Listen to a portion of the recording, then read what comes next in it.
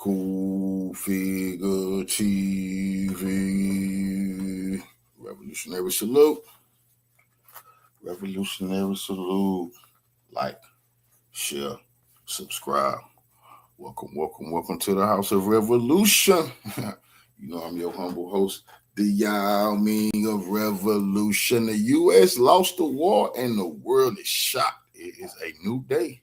But before we get into that, y'all be sure to wipe y'all feet. That means hit the like button. You in the House of Revolution. Like, share, subscribe, support the platform, y'all. Where revolution is a way of life and revolution is for breakfast, lunch, and dinner. I got some revolutionary dinner for y'all. The total humiliation of Trump and the DEI white supremacist army. Trump is panicking as Iran is taking a victory lap following the official signing of the Memorandum of Understanding, despite Donald Trump and the Trump regime saying that the MOU was signed over the weekend. Apparently that signature was non-binding. So Donald Trump went to Versailles, where he officially signed the Memorandum of Understanding on behalf of the United States. On the other hand, you had President Pezeshkian of Iran sign on behalf of Iran. Versailles is where the Germans surrendered in World War I. Imagine that. And the U.S. just went there and actually surrendered. They just don't want to put it like that. Now Iran's foreign ministry and Iran's lead negotiator, MB Ghalibaf, are celebrating publicly, declaring this as a major victory. MB Ghalibaf, the lead negotiator for Iran, is saying, had we not entered this deal, we were prepared to continue fighting and we believe we would have won, but we've achieved hundreds of times more what we could have won in war in this Memorandum of Understanding. And when you read the terms, as well as how Iran, with advisement from Oman, now controls the Strait of Hormuz, and starting 60 days per paragraph 5 of the MOU into this Memorandum of Understanding coming into effect, which is the effective date today, Iran and Oman will be charging tolls, and that's built into this Memorandum of Understanding. Let me show you the celebration that's taking place in Iran, and let me contrast it, of course, to what's going on in the United States. I mean, you've obviously seen that horrific and disturbing press conference that Donald Trump had at the G7 and on the tarmac in France. We brought you that. But earlier in the day, you had Donald Trump's communication director, Stephen Chung, attacking CNN when CNN posted verbatim the Memorandum of Understanding. Elena Trine posted the MOU, to which Stephen Chung said the following: the supposed text of the MOU that was obtained by CNN does not reflect the language of the actual MOU. And this just goes to show you the Trump regime lies about literally everything. It was verbatim what the MOU said. And when we said what the MOU said, it's verbatim what went down. So moments ago, Donald Trump personally signed a copy of the agreement during his visit to Versailles. I mean, if that's not the symbolism, I don't know what else is. He's in like a golden palace while the American people are suffering, while he signs terms of surrender after losing a war that he and Netanyahu should never have got involved in at all. Then you have Iran's foreign ministry spokesperson sending out the following message. Right now, as I'm speaking with you, the text of the Islamabad Memorandum has probably reached the presidents of Iran and the United States for signature. It has been agreed that the Iran-U.S. memorandum will be signed digitally. Once the memorandum reaches the presidents of both countries for signature, any violation of it will carry a higher cost. Up to this moment, there had been plans for the negotiating teams to attend in Geneva or Brussels, but the signing of the memorandum will be done digitally, and no signing ceremony will be held in Switzerland. That was from Tasnim, Iran's media agency. Then Iran's MB Ghalibaf said the following, gave an interview, victory lap, celebrations taking place in Iran. God seems to have created Iran's enemies from among the foolish. Their actions have turned Iran's potential capacity in the Strait of Hormuz into an actualized one. Iran has sovereign rights in the Strait of Hormuz, and naturally, we will charge fees in return for the services we provide. Notice his language right there, that America was so foolish. Our adversaries are so dumb. Their actions turned a potential capacity into a real one. We now control the Strait of Hormuz. What a victory for us, he's saying.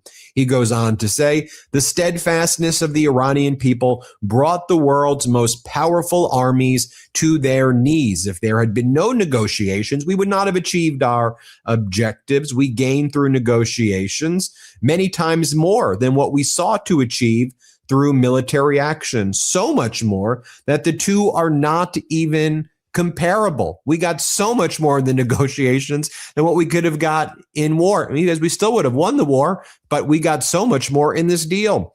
The difference between the current negotiations and previous rounds is that today the knowledge and achievements of victory on the battlefield serve as the backing for diplomacy. In negotiations conducted as a form of struggle, there is neither surrender nor empty sloganeering. During the war, I posted on Twitter that the Strait of Hormuz would never return to its previous conditions, and that remains true today. However, this does not mean that we intend to act in the Strait of Hormuz contrary to international law or maritime regulations. Never. We will act within the framework of international law.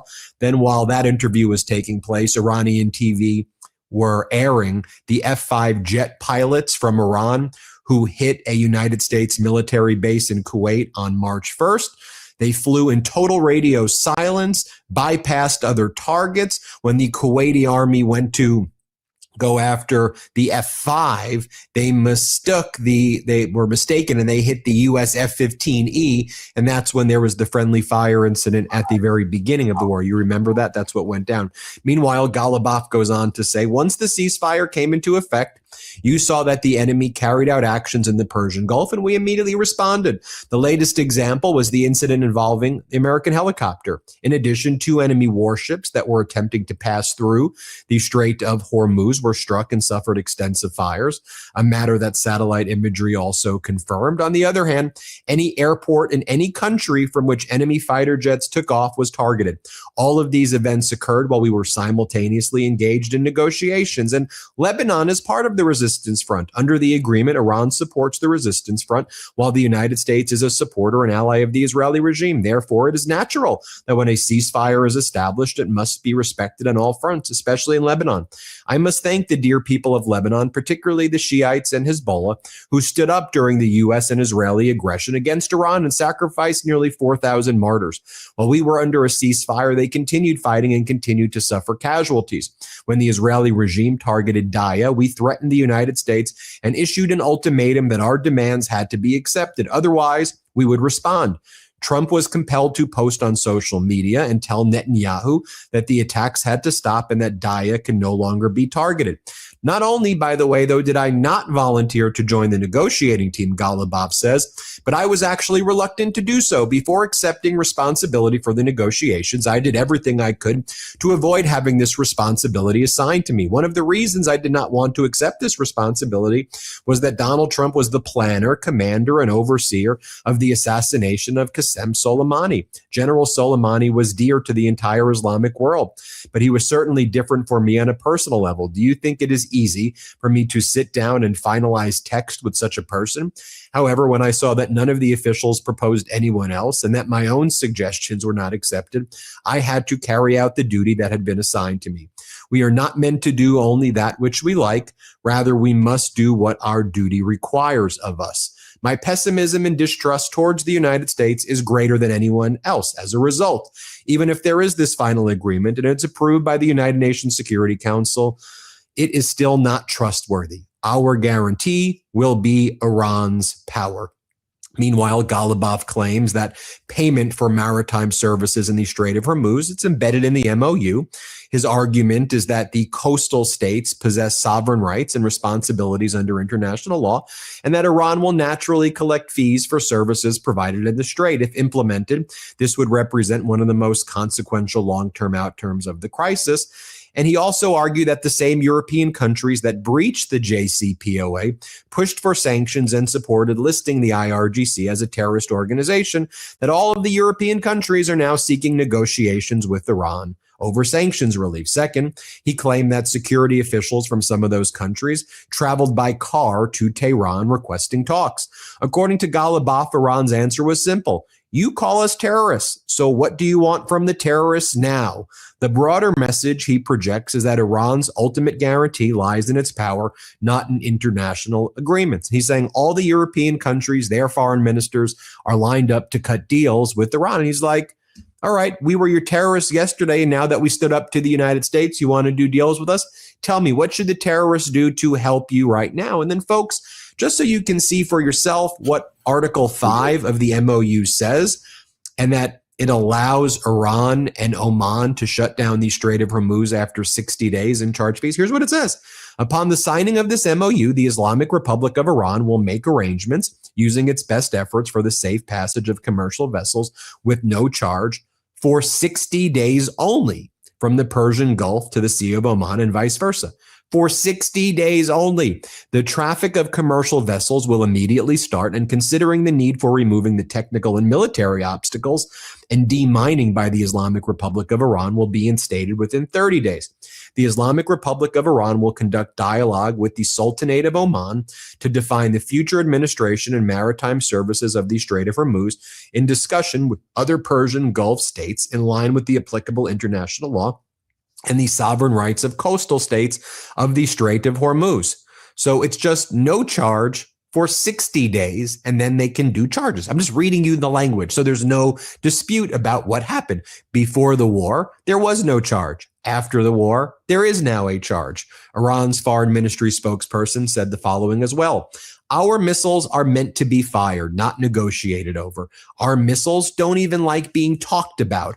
Iran's defensive capabilities will not be discussed in any process with any party. Now, I'll leave you with this. We made this video at the Midas Touch Network showing what Donald Trump said on March 9, 2026, April 1st, 2026, and then June 17, 2026. Before, he was saying, we're so energy independent, we don't need the Strait of Hormuz. But now Donald Trump is saying, had we not entered into this deal in the next 4 weeks, so what we've been saying on the Midas Touch Network, this is what we've been warning about, all of the oil reserves would be depleted and we would be in a massive economic Great Depression. And I know for most American people, you're like, wait a minute, I'm in one now because of this regime. Yeah.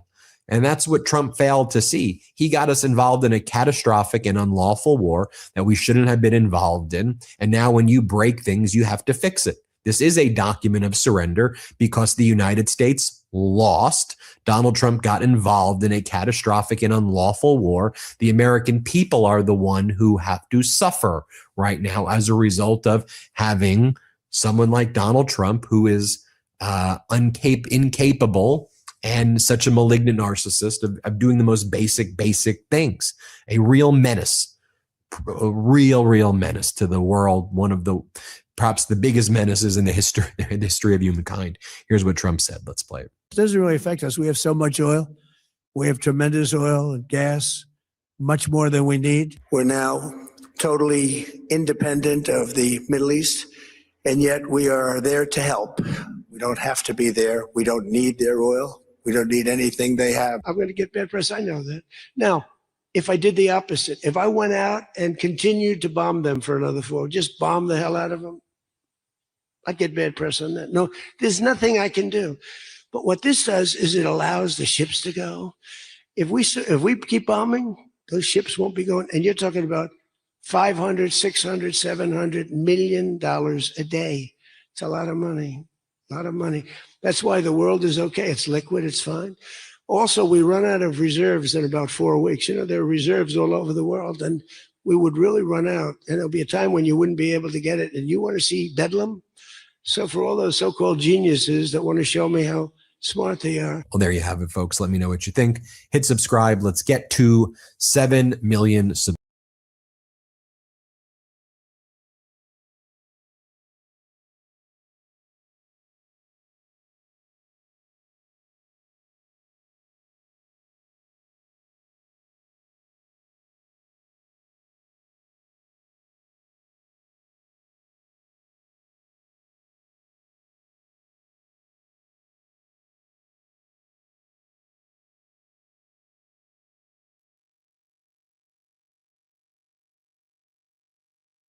MAGA Republican leaders on Capitol Hill are in full collapse mode right now as the full terms of Donald Trump's surrender to Iran have been made public, and Trump officially signed this MOU in Versailles, also the location where the World War I surrender by Germany was signed, in Versailles. So what are the MAGA Republicans doing right now? What do you think they're going to do when they panic? Defraud the American people, defraud their constituents. Just hope nobody actually reads this memorandum of understanding and just frame the total defeat as a win. So you have on the Larry Kudlow show, Mike Lee, MAGA Republican senator, they're all like, look, this was a big victory. Iran is on its knees right now. This is what we wanted. Yeah, America. Here, play this clip. You know, they'll never admit it, Senator, but we have Iran on its knees. You know, we between Operation Fury and between economic fury, epic fury and economic fury, the military side and the economic and financial side, that country has lost its capabilities. They are not the bully they once was. They don't have the capabilities. They're on their knees. They'll never admit it, but we hold the cards, don't we, sir? We absolutely do. He's significantly degraded their military, their political leadership, their Navy specifically, other key points of infrastructure. And as a result of that, they are negotiating from a position of relative weakness while we're in a position of relative strength. So again, I applaud him for doing this and for putting America first. Yes, sir. Senator Mike Lee, great state of Utah. Thank you, sir. Then you have MAGA Republican Senator Jim Banks saying, look, Donald Trump just saved Europe. He saved all of Europe by signing this memorandum of understanding. Here, play this clip. Nuclear weapon. And what President Trump is attempting to accomplish from all of this will put him down in history as once again the president of the United States that saved Europe, saved the rest of the world, made the world a safer place by preventing Iran from having a nuclear weapon. I trust President Trump. I think this is the best way forward. The other part about all of this, Larry, too, is that we need time to rebuild our munition stockpiles, to invest in more sophisticated military weapons and technologies. So if we have to go back into Iran and hold them accountable in 3 months or 6 months, we'll be in a better position to do that, thanks to President Trump's forward thinking and leadership at the Pentagon, the Department of War under Secretary Hegseth. That's an important part of this equation, too. Well, I think then you've got MAGA Republican Congresswoman Claudia Tenney, and she said, I think we all deserve to say to Donald Trump this evening, you're so courageous. You are incredibly wise. You are our Führer. I mean, listen to what these crazy people are saying. Here, play this clip. Well, I think everyone should understand that this is a memorandum of understanding. It is not the final deal. I think Iran, and I just want to say up front, I think. And they told us North Korea got propaganda. This is high-level propaganda. These people is getting paid to lie to the American people. They know they've been humiliated. They know they militarily been defeated. They can't do I told you in the beginning, everybody who was here at the beginning knew this was going to happen. They can't defeat no fucking Iran, and they lost to the Taliban. Now the whole world know they'll never win another war again, bro. DEI, white supremacists just lost their war. Who can they beat? They definitely can't fuck with North Korea. Can they beat China? Hell no. Can they beat Russia? Hell no. They just ran into a brick wall at Iran. I think President Trump was so courageous and so incredibly wise to do what he did to start this operation. Israel did it last year, got in between, and then we finished it off with Epic Fury. We put the Iranians in a position where they really were, I think, in a really tough spot, and they had to compromise. One after the other. I mean, state regime media was in rare form. They bring on MAGA Republican Senator Tommy Tuberville. I trust Trump. I trust Pence. We don't need to listen to anybody else. We don't need to read anything. If they say this is good, you know what we do? We accept it. That's what we do as patriotic Americans. These are sickos, y'all. Here, play this clip. But I trust President Trump. I trust Vice President Vance. We don't need to listen to anybody up here on Capitol Hill. Let's trust these two. They've been at this now since they've been in office. We're fortunate that our first strike was a perfect strike on about 50 to 55 of their leaders, Larry. And at the end of the day, it's the only time in my lifetime that we've had this opportunity. So let's take advantage of it and let's put the pressure on them. And again, like he said, all heck will break loose if they break this treaty. Well, for sure. I mean, look, we've crippled them. They're on their knees. They may not admit it, but they're in surrender mode. Trump has destroyed the country for decades to come, whether they like that or not. That's the reality. I just hope we take advantage of it in these memos and other deals. Anyway, Senator Tuberville, sorry we're a wee bit short today, but thank you for your clarification. Then you've got MAGA Republican Congress member Wesley Hunt, who said, and what makes this deal so great, what makes it amazing, is that if Iran does not adhere to it, more bombs drop on you, Iran. Let's play this clip. Let's be absolutely clear here. As somebody that served as a diplomatic liaison officer in Saudi Arabia for 2 years and served in Iraq, this is the weakest that Iran has been in decades. This might be the weakest that they've ever been in the history of this country. We have decapitated their leadership. We have destroyed their navy. We own their airspace. And the gasping cries of a crying animal for them was to close the Strait of Hormuz. Now that will be opened. And what we have done is we have cut off their BATNA.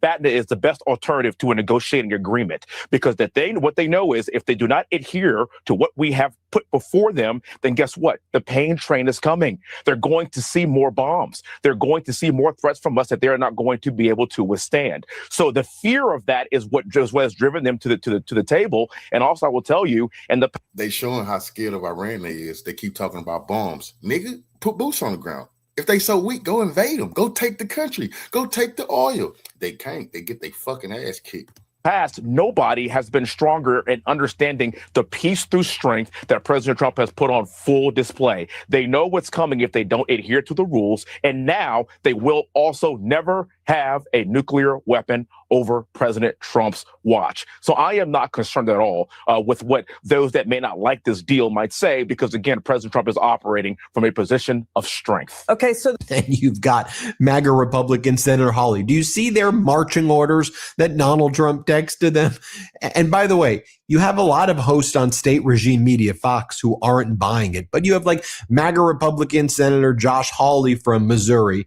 He's like, and look, I don't really think we're going to be giving them any money at all. We're not giving them a dime. And then Brian Kilmeade at Fox is like, yeah, but we just removed all of the sanctions against them and created a $300 billion fund. And Hawley's like, man, those are just facts. What do you want me to do? Here, play this clip. And it remains to be seen whether we will actually give them any money. I thought I heard the president say earlier today, we're not going to give them a dime.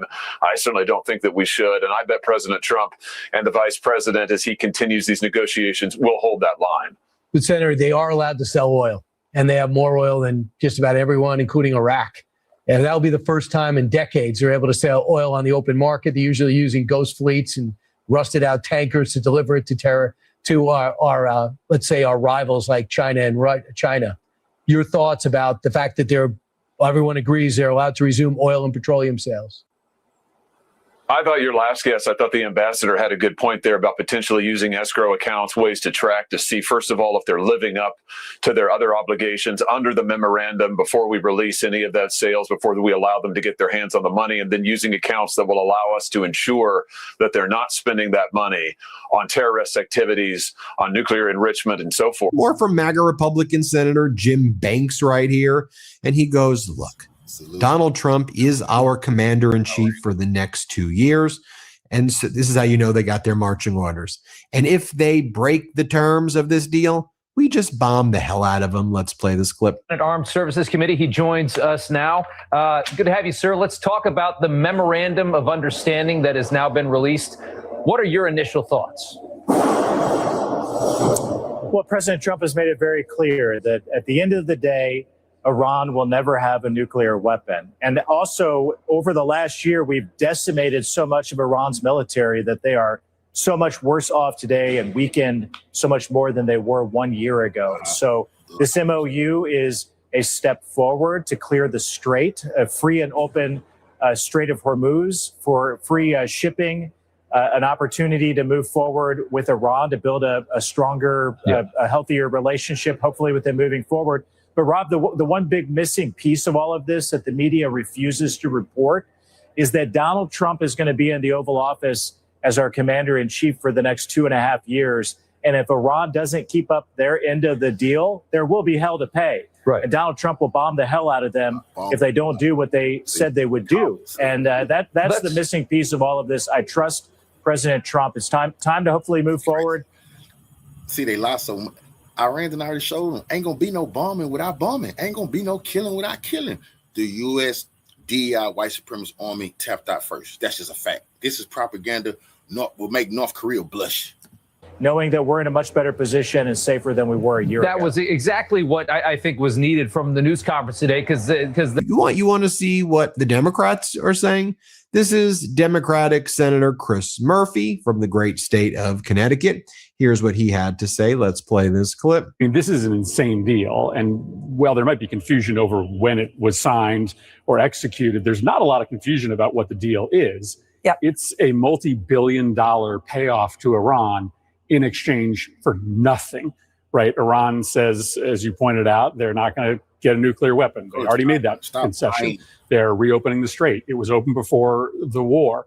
They are agreeing to sit down to nuclear talks. They were willing to sit down to nuclear talks before the war began. So the agreement is basically just, we lift oil sanctions and Iran does nothing. That's it. That's a humiliation. Now, I'm somebody that wants this war to end, basically on any terms, but this is just proof positive that the war got America nothing. Iran won, Trump surrendered, and that's essentially what this deal represents. Well, it's also when you. And then you'll recall earlier today, Donald Trump said that because of former President Biden and Obama, we were the laughing stock. And now nobody's laughing at us right now. Dude, you literally signed the Versailles Armistice. I mean, you literally did the Treaty of Versailles, except the U.S. signed the terms of surrender. Now, let me just be very clear with all of you who are watching this. We should never have been involved in this catastrophic and unlawful war in the first place, is my... Germany surrendered there. Trump is a German, and he went surrender there, boy. Symbolic, bro. View. Also, we lost this war, and so when you lose, when you break things, you fix it. Of all of the alternatives, I actually think that this deal was the only alternative. We should never have been in the war in the first place. What I'm simply pointing out, though, is that Donald Trump and all of his regime propagandists promised one thing when they went into this catastrophic war. Now the exact opposite has happened. Everything that Biden and Obama and others warned would happen if you took this approach are happening. And then these Trump idiotic cultists are like, this is 5-dimensional chess. No, it's not. You should never have gone into the war. And now you are the laughing stock. You have turned America into some Trump meme coin stock. We're the United States of America, damn it. How did you do this to us? It's so frustrating. This is an understatement. And you've caused so much pain to the American people. Anyway, here's what Trump said. Let's play it. It's bigger and better and stronger. We're more respected as a country right now, I think, than we ever have been. And we were a laughing stock 2 years ago. Nobody respect. They would laugh at us. We had a man that should have never been there. You know that. A man that would walk up to a podium once every year. And they'd ask him, what flavor ice cream do you like? I like vanilla. Then he'd try and find the stairs, which he couldn't find most of the time. And he'd leave. This is very unfair reporting. And then you said you didn't know about that. You didn't know there was something wrong. We can never let that happen to our country again. To me, we had the worst inflation ever. We had the worst in prices and the costs. It's all coming down now because the oil is bringing it down. You're going to see numbers that are going to be amazing. But this evening, there you have it, everybody. Let me know what you think. Hit subscribe. Let's get to 7 million subscribers. And thanks for watching, y'all. Want to stay plugged in? Become a subscriber to our Substack at MidasPlus.com. You'll get daily recaps from Ron Filipkowski, ad-free episodes of our podcast, and more exclusive content only available at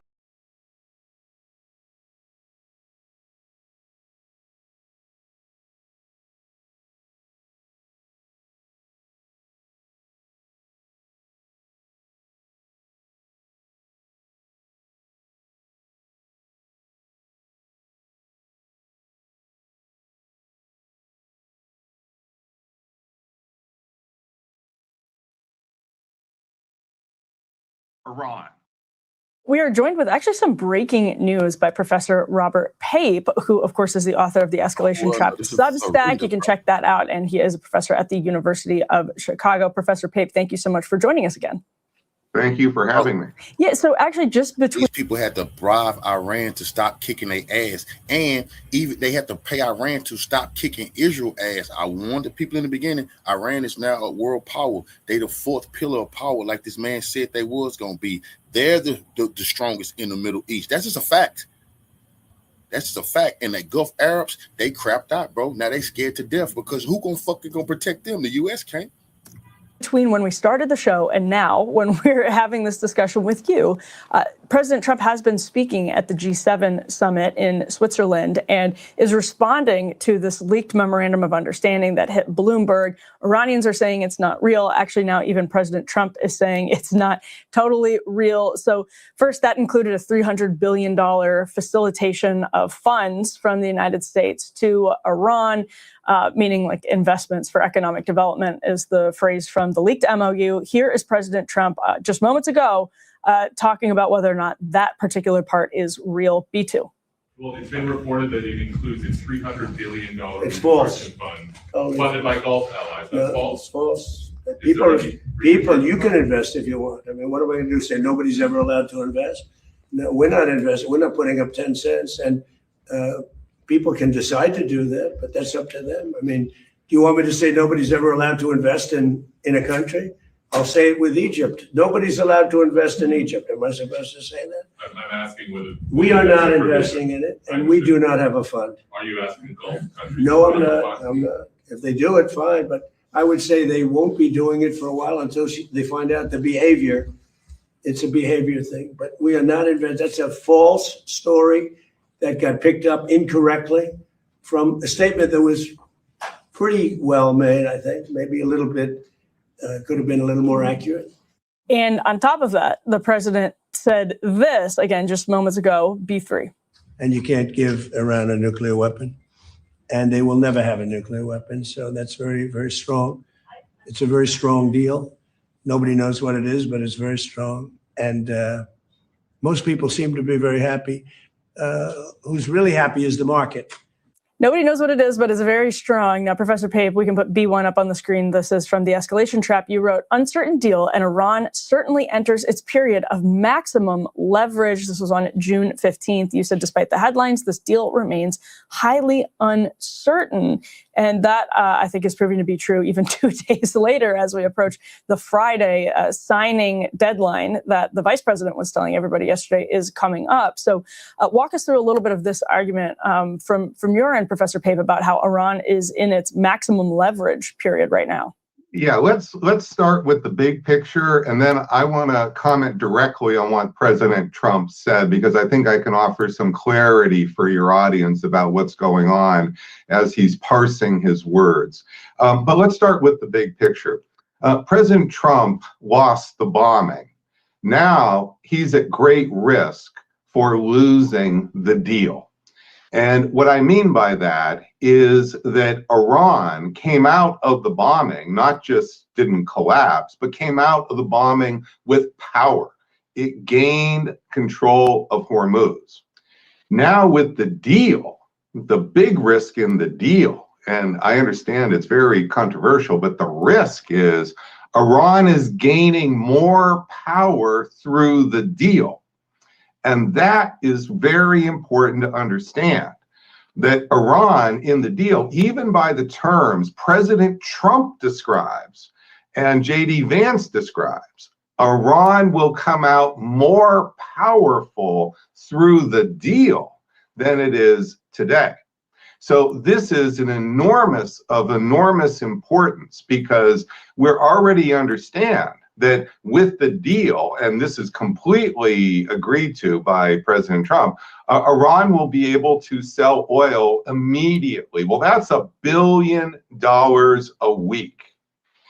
Number two, we already know, and this is completely agreed to by President Trump, and you just heard him say it, that others can invest in Iran. That is, this idea that America would block or sanction countries for investment. This is important. We've had a tight focus on Iran where we put basically a ring around Iran. You can't do business in Iran or else we, America, we come punish you. Well, that of course has deterred quite a bit of business in Iran.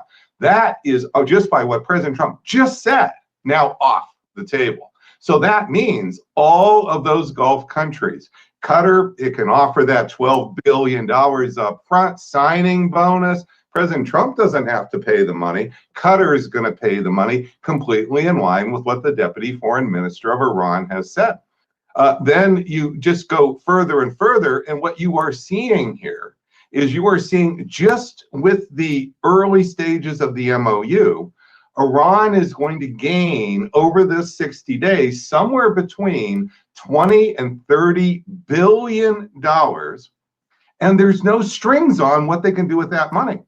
They can give that money to Hezbollah. That is, they want Israel to pull out of Lebanon. Well, there's no quid pro quo, and Iran does not give missiles and drone technology to Hezbollah. No, they have, this goes completely the one side. They can give that money and technology to the Houthis.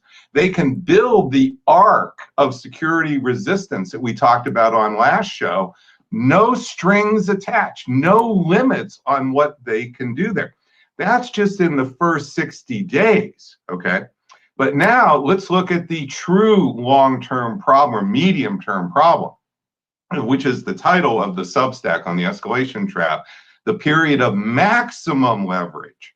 This is what's happened so far, but what's going to go on in the next 60 days is, yes, oil will begin to dribble out of the Gulf, but that won't reach the drops of oil. The ships won't reach their stations, their refineries for 60 days, 30 to 60 days. And then it will be a big process after that. So what do we live on in that 60-day window?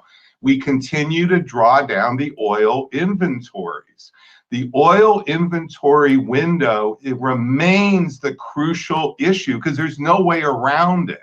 And what's going to happen is as we draw down to our rock bottom levels in the global oil inventories, that means Iran's leverage is going to soar. It's going to grow because now in 60 days, early August, that's right when this 60-day window ends, notice, and that's when the oil inventory bottom hits rock bottom. That means if Iran shuts this down again for any reason, doesn't like what Israel's doing, it can just come up with any reason it wants, it can hold the world hostage for even more. And what's that more likely going to be? And this, I lay out the trajectory here, because I'm thinking of this as a realist. If you're going to maximize power for Iran, what's the next set of steps you want? You want complete withdrawal of American forces from the region. That's your next goal. And you're already talking about it, and it's in the Bloomberg already. They're already laying down the marker that the next steps are going to be, and this may seem like, why do we care if U.S. forces are there? Because if U.S. forces are not in the region, now all of a sudden Iran has even more room for its sphere of influence. There's more reason for those Gulf countries to, when we say invest in Iran, that's also called bandwagoning and siding with Iran. That's joining Iran. Let's just be clear, not Israel. They're not investing in Israel. You see what I mean? So what's going to happen here is that as this period unfolds, this is what I've been talking about the fork in the road that President Trump had to choose. Either he escalates or he goes down the road of surrender and allows Iran to become the fourth center of world power, where it achieves over a period of a year or two regional primacy. And Trump has accepted not just to get out of a deal, he's basically drawn a roadmap. Remember how President Trump said the Obama deal was a roadmap to an Iranian nuclear weapon? Well, this is a bigger roadmap. This is a roadmap to Iranian primacy, regional hegemon in the region for as far as the eye can see, which, by the way, down the road may also include nuclear weapons. That's not foreclosed here by any stretch. There's nothing here that Iran has done. So President Trump's words, he was choosing his words very carefully in what you said. There's nothing that in the Bloomberg that he is really disagreeing with. He's saying it's all fake news. Well, he's in fact confirming every word that's in Bloomberg. Because what it says in Bloomberg, and if it's okay for your audience, I'm just going to read point 6. The United States undertakes, together with its regional partners, to create a comprehensive plan agreed on by both parties, ensuring financing of at least $300 billion. Now, that doesn't say America will certainly finance it. It does say America is good with it. And for Iran becoming a regional hegemon, man, you can't ask for better than that right now. And their leverage is only growing over the next 60 days. And it will stay there through the end of the year, because it'll take that long before we'll have enough surplus to put more reserve back in our oil inventories. Because as long as we don't have the oil inventories, we don't have the cushion for even a short period of time. And if Iran decides to temporarily block the straits, you're going to see much more panic here on the markets. Yeah, and of course, as we and all of the rest of the world are building back up our inventories and building back up our strategic reserves, we're also buying, oil for, day-to-day activity, which is then putting much more demand pressure over the next kind of 6 months to a year as this is unfolding, which, to your point, only accelerates the amount of leverage that they would have. But I wanted to push back a little bit on kind of two notions there. One, is it really surrender to say, as Trump was laying it out in just a very common sense way, who am I to tell some other country that whether they can invest in Egypt or whether they can invest in Iran? It's a free world. Basically, he's saying it's a free world. If you want to invest in Iran, I happen to agree. I think sanctions are kind of insane, that the U.S. unilaterally and actually illegally under international law, you can't just do unilateral sanctions and say nobody's allowed to invest in Iran. So why is following international law and not implementing unilateral sanctions on a country surrender to them? And then related, curious for your take on this, right now the Strait of Hormuz obviously has the capacity to shut down and really crimp the global economy. Over the next 20 years, we're going to have an ongoing shift to other forms of energy, and the Gulf countries are going to continue to build pipelines and other routes that take into account this choke point and try to go around them. So global fourth power seems to me exaggerated based on the fact that the Strait of Hormuz is in some ways a deteriorating asset in that kind of a world. So let me explain both points. So first of all, I am not arguing in favor of going back to escalations. I just want to be very, very clear here. Okay, that's not my point here. I'm assessing as an analyst what's going on in this deal. I'm not making an advocacy, we don't like X, let's go back and bomb them. So I just want to take that issue right off the table. The reason this is a complete surrender and capitulation by Trump, though, just as a factual matter, is before the war, we fought a war to weaken Iran's power. We wanted to weaken it by crippling its regime. We wanted to weaken its missiles. We wanted to weaken its ability to threaten its neighbors. This is the opposite outcome. And now Trump is signing on the dotted line. You have to recall that on February 28, he announced he wanted unconditional surrender by Iran. This is the opposite.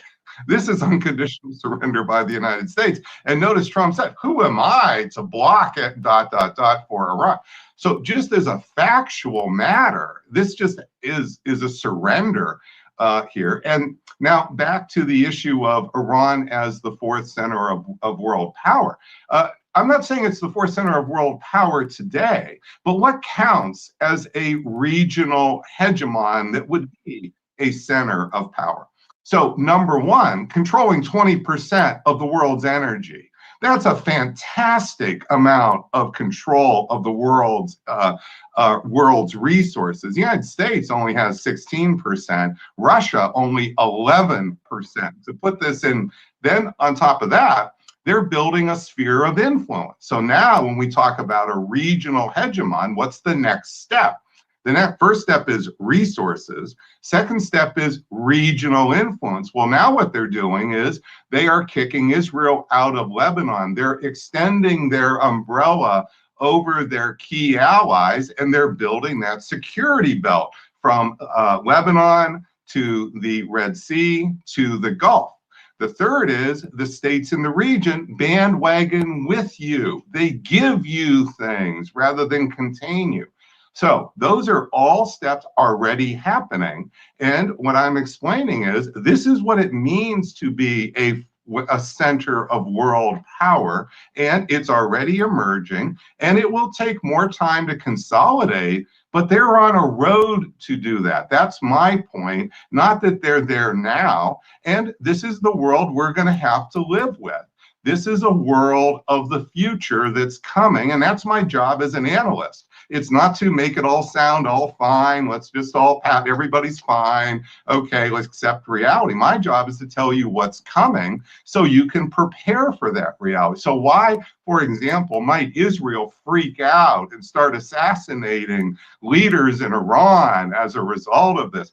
I'm not telling you they're going to assassinate the leaders coming on Friday, but notice they've done that before. Okay, it's not this happened just literally a year ago when Israel started the 12-day war by literally killing the exact diplomats on the weekend we were about to meet with them. Now, I'm not telling you that's going to happen, but things like that you should expect here because Israel was the rising power. Now it is the opposite. So why might Israel lash out? Well, if you don't have the assessment of the world we're moving into, you can't really get a good judge on the risks. And there's also an element of the sunk cost fallacy at play too, in that what often will create escalation into a hot war that lasts longer and longer is the idea that you see a leader like the President of the United States, whether it's Donald Trump or somebody else, saying, well, I have to escalate because otherwise it looks like complete and total capitulation. It looks like surrender, to borrow the word that you just used, Professor, based on what we've seen from the leaked MOUs. I think CNN has its hands on one now as well. So what's interesting is if we take the administration at face value here, I'm curious for your take on this. One of the things that maybe we aren't anticipating is that Trump is willing to take a major loss and be viewed as somebody who has capitulated, which is odd because the very cheerleaders he's been, drawing nearer to, the Mark Levins of the world, over the course of the war, are the ones that are devastated right now, furious, devastated, enraged right now by the terms of the deal. And so if we, again, are taking the admin at face value and say, 60 days from now, everything has gone according to plan, it looks like maybe they didn't escalate because they just became comfortable taking a big loss. Is there some element of that too? So there is definitely truth to exactly what you said in the snapshot of today. So there is no doubt that President Trump is taking the loss. He's trying to shift the buck to J.D. Vance. So he's making J.D. Vance carry as much of the loss as possible. So that's why Vance has been on like 32 news stations in the last 12 hours. Okay. And defending Iran as the rational, reasonable people and so forth. So that's the case. But my point is a little bit broader than just the snapshot of today. We're moving into an incredibly contentious 60-day window. We're moving into a window where literally a hot war could break out at any point in this 60 days. Here. Now, how you would know that won't happen for the United States is that American forces will withdraw. So if American forces leave the region, that is, the carriers leave, all those aircraft leave, the 10,000 ground forces leave, if we pull out, if we don't repopulate the bases that have been destroyed, remember, a lot of bases have been destroyed. Well, if that happens, then the risk of escalation will truly go down. But in that window of that 60 days and beyond, that is where you have more losses coming for President Trump. And as he gets into the midterms here, the question is going to be, can he keep eating losses? Because Iran's not done giving him losses yet. Iran's not saying, oh yeah, I got what I wanted. I'm good now. We're just good for the next 5 years. No, that's not what Iran is doing here. They already are putting down the markers. They want American forces out of the region. They want Israel to truly be out of Lebanon. They want their money. What happens if they don't get their money? Is Iran simply going to say, "Oh, sure, you promised me the money, you welched on the deal, but we're not going to close the Strait of Hormuz"? So these are the issues that are coming in the next 60 days and beyond. And it's between now and the midterms that President Trump really is going to be, it's going to be an issue. Can he keep eating the losses as you've got basically half of MAGA pretty upset right now, and they see a big loser in front of them. That's what they see. And this is a problem for Trump and MAGA. Will MAGA just suck it up and say, oh, sure, we're going to just kind of get behind the guy who just who's got us into this big war, killed, over a dozen of our troops, $100 billion, and now we come out with a loss? Is that going to help in the midterms? So this is the other side of the trap, if you see what I mean. So I'm not telling you he will certainly escalate. That's not where I'm at, and I'm not advocating he escalate. I'm assessing that we're in the middle game of the escalation trap, and how you would know you're in the end game is not just by a piece of paper and promises of the future. American forces will physically withdraw from the region. That, if you go back to my X account, that's what I was warning about in early February. We're building an armada.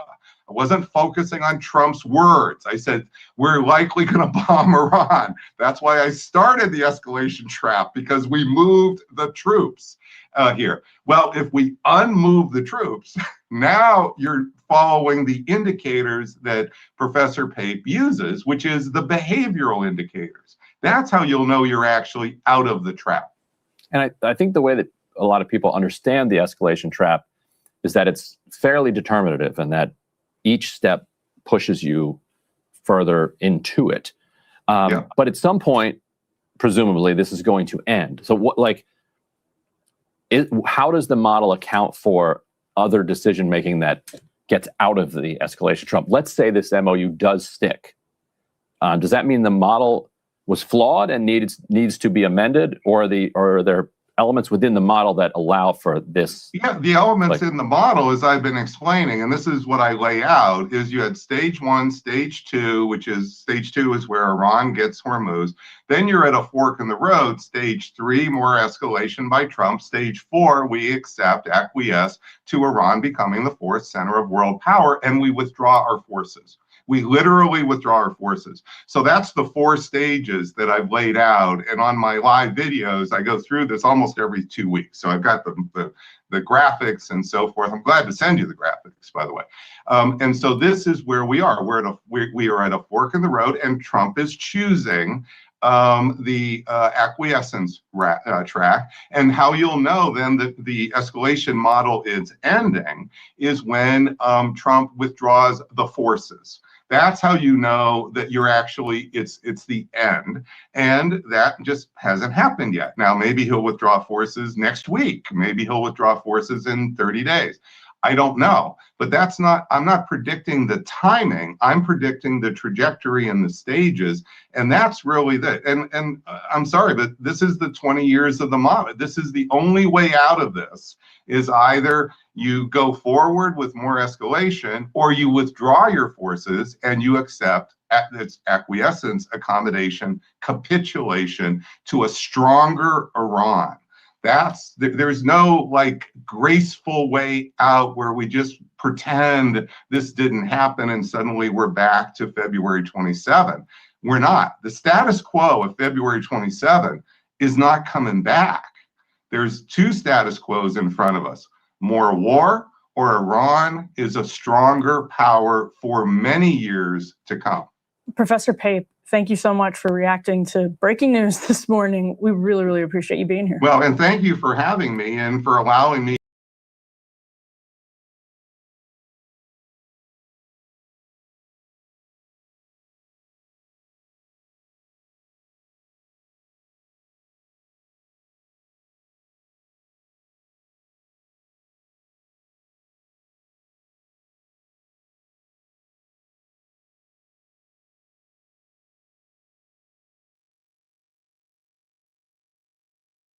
the FDD about the MOU. Uh-huh.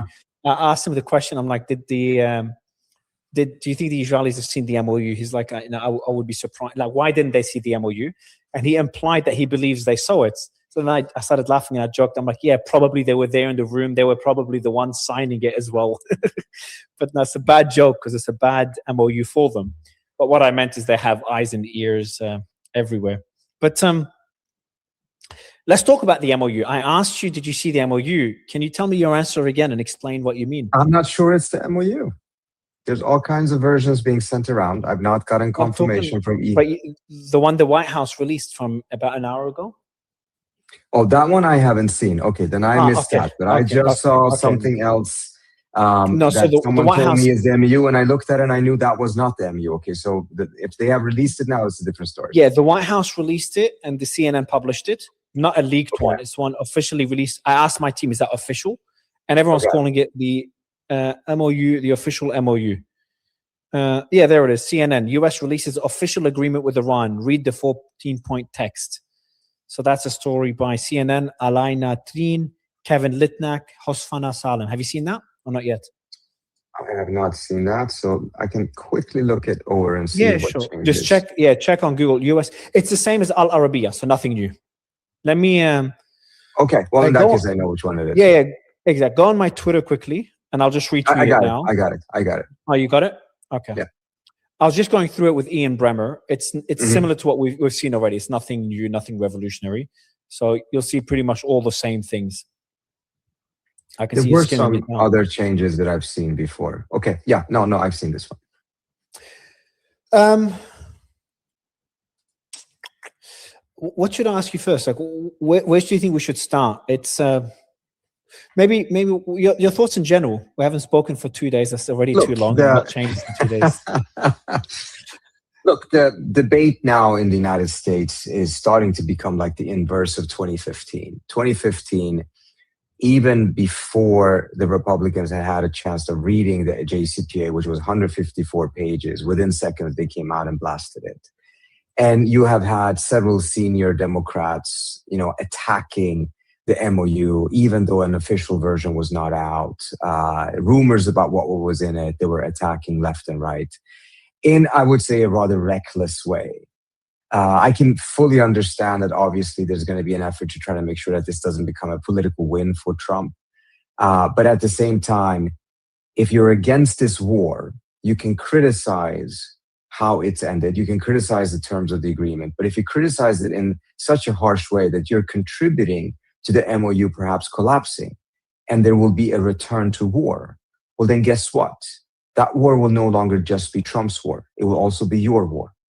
And I think some of the Democrats of how they have gone so aggressively against this are not taking into account the consequences that will be owned by them if it turns out that this MOU then collapses, particularly if it's a direct result of the way that they've contributed to the political cost of the MOU being too high. Right now, this is Trump's war. He started it together with the Israelis. He owns the consequences of it. He owns the disaster that it's brought about. But if anyone is helping making sure that this MOU collapses and there isn't an end to the war and the war restarts, and that would be a disastrous situation in our view, then they co-own this war. And I think that's a position they should be very careful about not taking. Moreover, some of the criticism is just not very thoughtful in my view.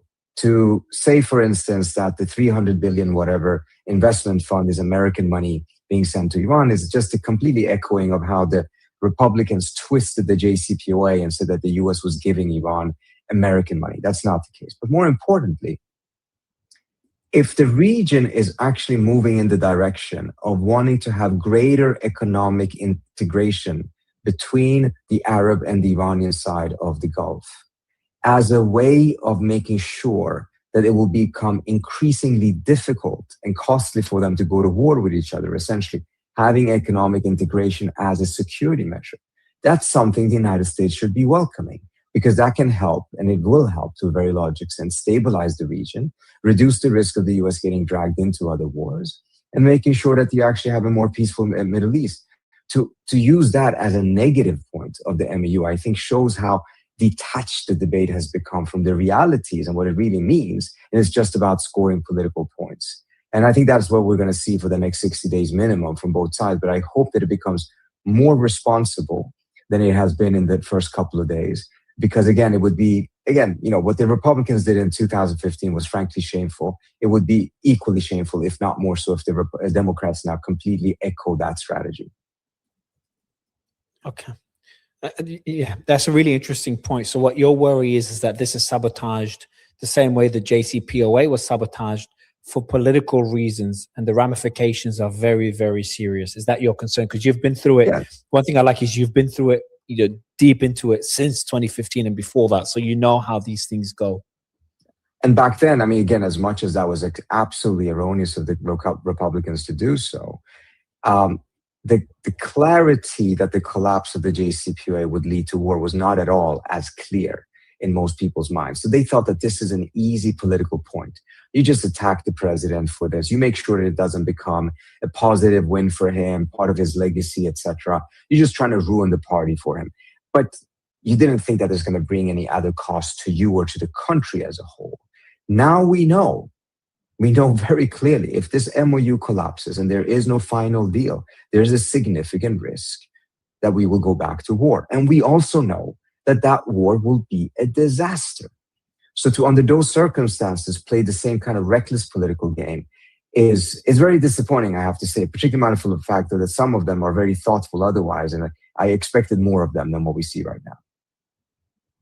I'm going to ask you what you're referring to, because I haven't really kept up with all the opposition to it. But before that, you just said something very interesting. You said if this MOU collapses and there is no deal, then there is a significant risk we go back to a full-blown war. I just don't this. You're talking about this MOU collapsing comparing to the JCPOA, but this MOU is a lot of nothing. It's like, we'll delay all discussions for later, just lift some sanctions now and stop the ceasefire in Lebanon with a party that's not even a signatory to the MOU. The MOU literally is just Trump walking away, and there's nothing more to it. So it's hard to say this MOU is going to collapse when there's almost like nothing there to collapse, unlike the JCPOA. And it doesn't look probable we'll see a deal later on. So look, a couple of points. The MOU is just essentially setting up a time frame and a roadmap on how to come to a final agreement. But if there is no final agreement, then we go back to the situation that existed before the MOU.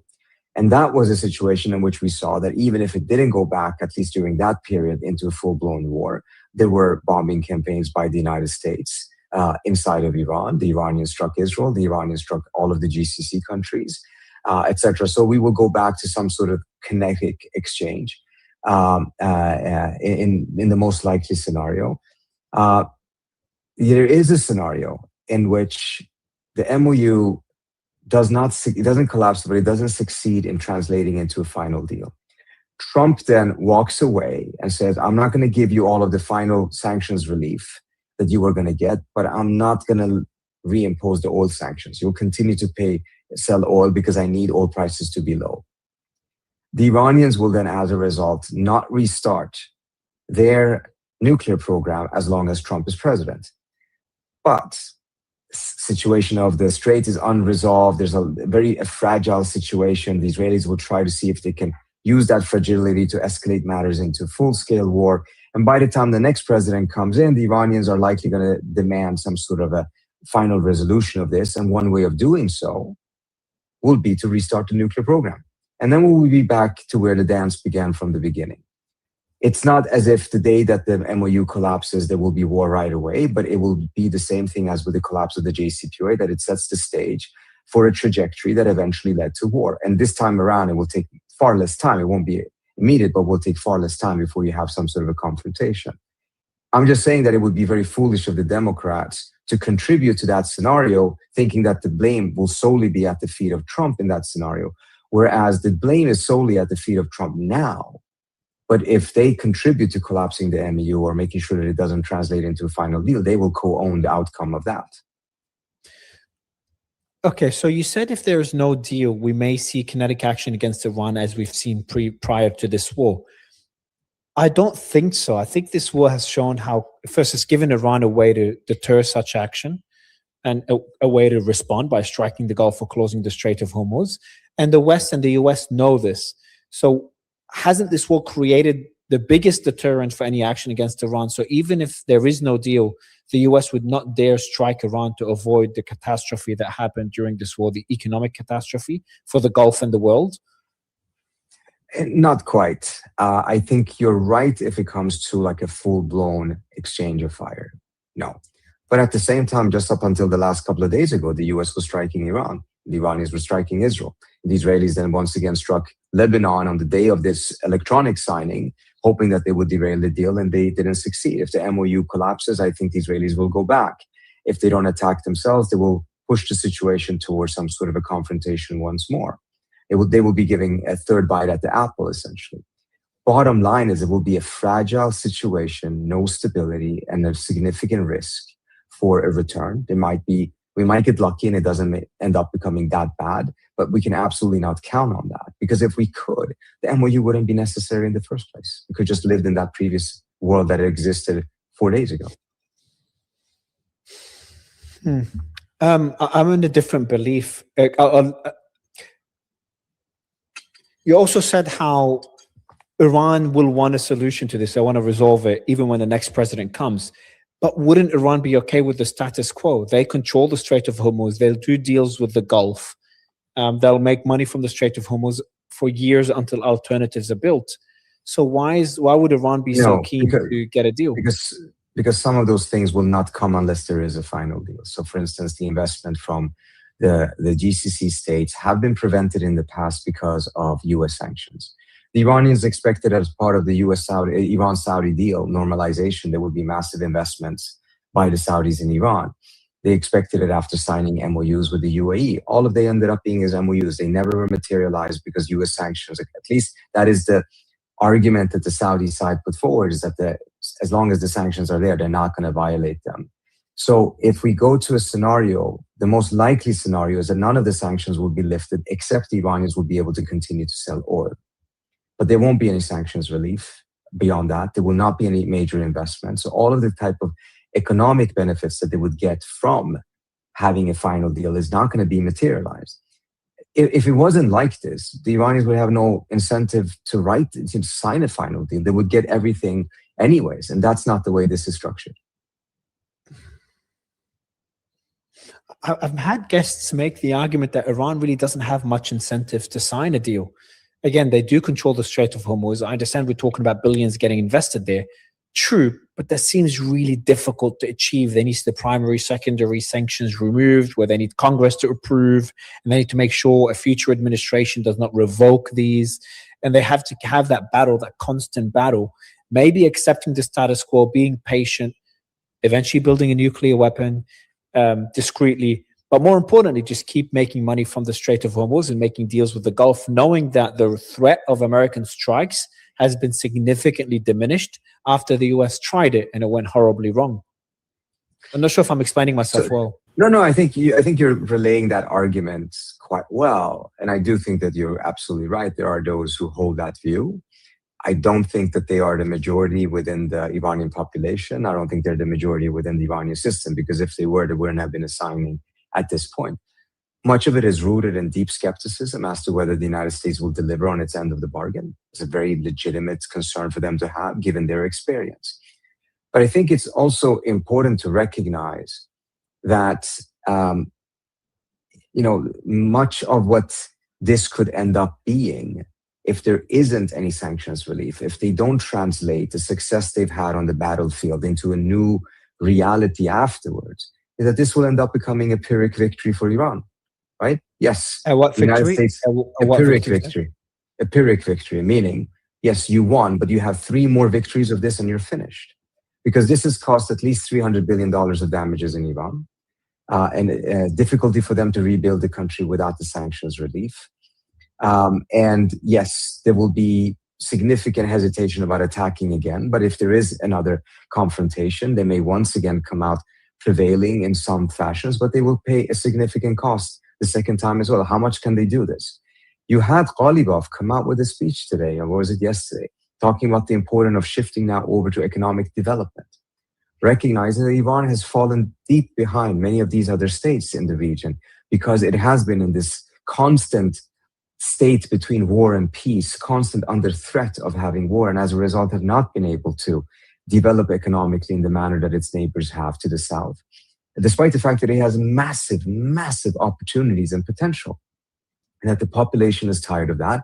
And for the first time, they actually have had a significant success vis-a-vis the United States. They are in their absolutely best position ever to be able to negotiate a deal with the United States, terms much better what they could have been 10 years ago, precisely because the United States failed achieving its military objectives. And to not take advantage of that is a huge risk. But at the same time, part of the reason why you're seeing them being so insistent on Lebanon is because they know they cannot really put all of their trust into this deal. Lebanon is important for Iran because it is their forward defense. It is what will prevent the Israelis from attacking Iran again. If they're knowing that there is a strong Hezbollah in the south, that will be any attack on Iran will mean that there's an immediate confrontation between on Israel's own border. This is what prevented the Israelis from attacking Iran in 2006. They first thought that they could get rid of Hezbollah. Had they succeeded, they would have attacked Iran. That's at least what the deputy defense minister told me at the time. But because they failed, the war with Iran did not occur in 2006. It occurred in 2025, after Hezbollah had suffered a significant defeat in 2024. So now they're trying to reestablish that forward defense. And part of the reason why they're willing to risk this deal over this forward defense is because they're asking themselves, what is most trustworthy, that forward defense or a piece of paper signed by Trump? Obviously, they're not going to put all of their eggs in that game. So on the one hand, yes, they're not trusting that it will work out. So they are trying to create a plan B or something as a buffer, something that will protect them if it fails. But it doesn't mean that they're not going to try making it succeed, because if it does succeed and all the sanctions are lifted, etc., this is beyond what the Iranians ever thought they could achieve in any negotiation. And one point I want to just clarify, you mentioned that Congress would have to lift all of these things. The most important sanctions are the primary sanctions. The vast majority of the primary sanctions are imposed by executive order. Trump can lift those with a stroke of a pen. He doesn't have to go through Congress for that. So that would be nice. That would be a nice event. You would go celebrate if he does that, because that would be an incredible step. Absolutely. In the right direction. I mean, look, and the very same people who rightfully are saying that, we have to have sympathy and solidarity with the Iranian people for the crimes that the Iranian they're suffering from the sanctions. They're suffering from the sanctions, and then they're complaining about an investment fund that actually would rebuild the country. Exactly. So it's completely hypocritical. They cannot claim to actually care about the Iranian people while continuing to support sanctions, war, and things that deprive them of a decent livelihood. How long have you been covering Iran for? It's a very long time, hasn't it? It's been 25, 26 years. Is this, would you say this is the most optimistic you've been on Iran's future and maybe potentially getting welcome to the global economy? No, I was more optimistic after the JCPOA. I was. But it's a very good question, Mario, because you would have to take into account a lot of different factors to see, okay, is this actually something one should be more optimistic about? Many of the factors are really changing. I mean, for instance, someone said that, the Europeans are no longer at the table. And I saw jokes on Twitter saying, forget about the table. The Europeans are not in the lobby room. They're not even in the hotel. They're nowhere to be found. I heard from the Iranian side is that they consider that the Europeans are going to be at the very end of the line when it comes to any dealings with Iran economically going forward. This is something the Iranians can afford to do now. They couldn't afford that in 2015. It would have been very, very foolish for them to try to make a deal and cut the Europeans out. I'm not saying they're cutting them out, but they're not making them a priority. But the world has changed so dramatically in the last 10 years that when it comes to financing, technology, etc., the Europeans are not needed any longer. But going back to what you said, is it more optimistic or not?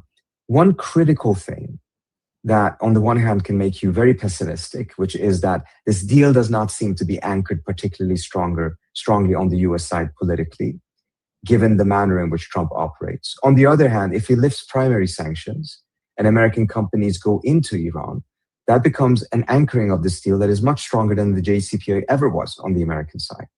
because then it will be more difficult for a future president to uproot this deal because it will have a direct cost for American companies in a way that the JCPOA walkout never did for Trump. Good point. On the other hand, the regional states are much more involved in this. They have a huge stake in this deal. They helped mediate and bring about, they came up with some of the most creative solutions to secure this deal. So their buy-in into this is much stronger than their buy-in was into the JCPOA. And Interesting. moreover, one thing that was never off the table in the JCPOA is that the hawks can continue to argue and say, the JCPOA is bad. We could have gotten a better deal if we went to war. They can't say that now because, unfortunately, we tried the war and it sucked and it did not bring about a better deal. It didn't actually work out the way that they thought. So now we know that. So if there is a deal, the cost of abandoning it, the alternative to abandoning it, I think is much costlier and much clearer in most minds. And as a result, this may actually work in the favor of the deal, holding on much longer, despite the fact that it's, of course, tremendously tragic that this is what needed to happen in order for the deal, arguably, to become more solid. Extremely well explained. I think one factor you missed as well, which is positive, and that's the shifting sentiment towards Israel. So I think Israel's influence over the US government has shifted so drastically since 2015. I think that makes a big difference. Yeah, no, you're absolutely right. This administration, the next one. So would you say it's possible that, could you become more optimistic from this? Because the MOU also seems very weak. It just seems very vague on so many fronts. The Lebanese front, for example, respecting Lebanese sovereignty is pretty vague, and that's nothing to do with the US. How can the US guarantee this? The unfreezing of assets doesn't mention a number. She unfreezes them. Lifting of sanctions, it's like everything's at a future date as well. So I know it's an MOU. Ambiguity is normal in such a short period of time. But yeah, I think there's a lot of criticisms one can put forward that there are ambiguities. I think that is correct. I think, however, there was an expectation that the MOU would essentially be half the deal, and then the next 60 days would be the other half. I don't think that was ever really the case. You had a scenario which is different from what you had with the JCPOA. With the JCPOA, you ended up first having an interim deal that was called the JPOA, the Joint Plan of Action, and then it became the Joint Comprehensive Plan of Action. The final deal was the Joint Comprehensive Plan of Action. What that did is that it stopped the escalation on both sides. The US imposed no new sanctions, and the Iranians essentially did not escalate their nuclear activities, adding more centrifuges, going up to a higher level. This time around, the escalation was not sanctions versus centrifuges. It was military action. So they needed to first make sure that that was pulled back. And then they established principles of what this deal would entail, what would be exchanged for what. And it establishes, for instance, that all sanctions are going to be on the table. We'll see if all of them end up getting lifted, not just secondary sanctions, but primary sanctions as well. It lays out that it would be a region-wide ceasefire. There's going to have to be measures by both sides to make sure that nothing is done by the Israelis or by Hezbollah between the two of them. It lays out that some of the nuclear issues are going to be dealt with, but they didn't spell it out in the MOU. I think they have spelled it out between themselves, but it's not in the MOU. So it essentially established the framework and the parameters of the negotiation. And now the question is, will the negotiations work? Will they come to a final agreement?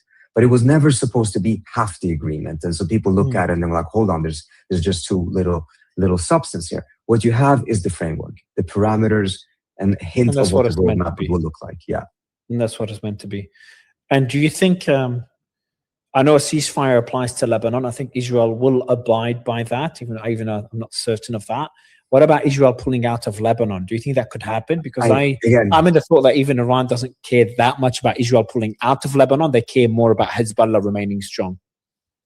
Yes, the issue, though, of course, is that if Israel is in Lebanon, and we talked about this before. Sorry, if Israel is in Lebanon, then Hezbollah will have a justification of resisting and pushing them out. Oh, we did And talk any about it. ceasefire- Yeah, we did. And any ceasefire that allows Israel to stay essentially can be seen as cementing their presence there. So I think that Lebanon is going to be the trickiest and the greatest vulnerability of this altogether. But I have to tell you, Mario, some of the things Trump is saying these days are stunning. And it goes to show for everyone who was skeptical that he ever could do this, I think is completely justified. It was justified to be skeptical because we haven't seen American presidents, particularly as of late, be critical of Israel. But I think one thing that is wrong is to not understand that almost anything is possible with Trump. You should never, say, "Oh, that will never happen." He's justifying today their ballistic missile program. Exactly. And they're actually doing it with a very logical argument. Because it's true. Other countries have missiles. There's not going to be an agreement. Saudi has missiles. Why can't Iran have it? Yeah. I mean, the Iranians have the largest arsenal, but the other countries have actually missiles with far greater reach. So you can't have an agreement in which one country, who has not been defeated in the war, has to restrict its capabilities, but no one else does. It's just not. It tells you how unrealistic the debate in Washington has been, much thanks to the way that pro-Israeli groups have pushed this debate into a complete insane territory. But when you see what he's saying, for instance, let me just say one thing. When he said, I think it was yesterday at the G7, that the Iranians are rational, they're pleasant to deal with, and they're looking out to rebuild their country or something like that. And they love their people. He said they love their people as well. Yeah. This is not coincidental statements, because they directly attack the three pillars of the Israeli narrative about Iran that has been marketed for the last 25 years in this town. It says that Iran is ideological, irrational, and suicidal. And if they're ideological and irrational, it means diplomacy won't work. Deterrence will not work. And if you add to it that they're suicidal, the inability to have deterrence then means you have to attack them first, because they will attack you. They're suicidal. And this has become very strongly held in Washington. It's completely false. The Israelis know that it's false. And what does he do? Through this 30-second sentence that sounds as if it's an off-the-cuff comment, he actually attacks these three pillars straight on. They're rational, they're pleasant to deal with. And when he says they care about rebuilding their country, he says they're not suicidal.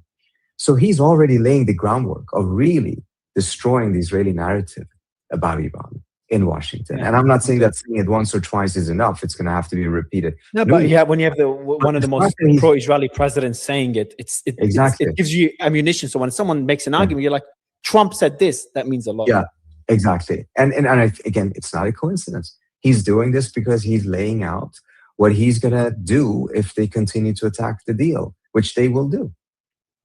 Yeah, that's good. Trump attacking the three pillars used against Iran. Trita, as always, thanks for jumping on. Thank you so much. Appreciate it. Thank you. See you, man.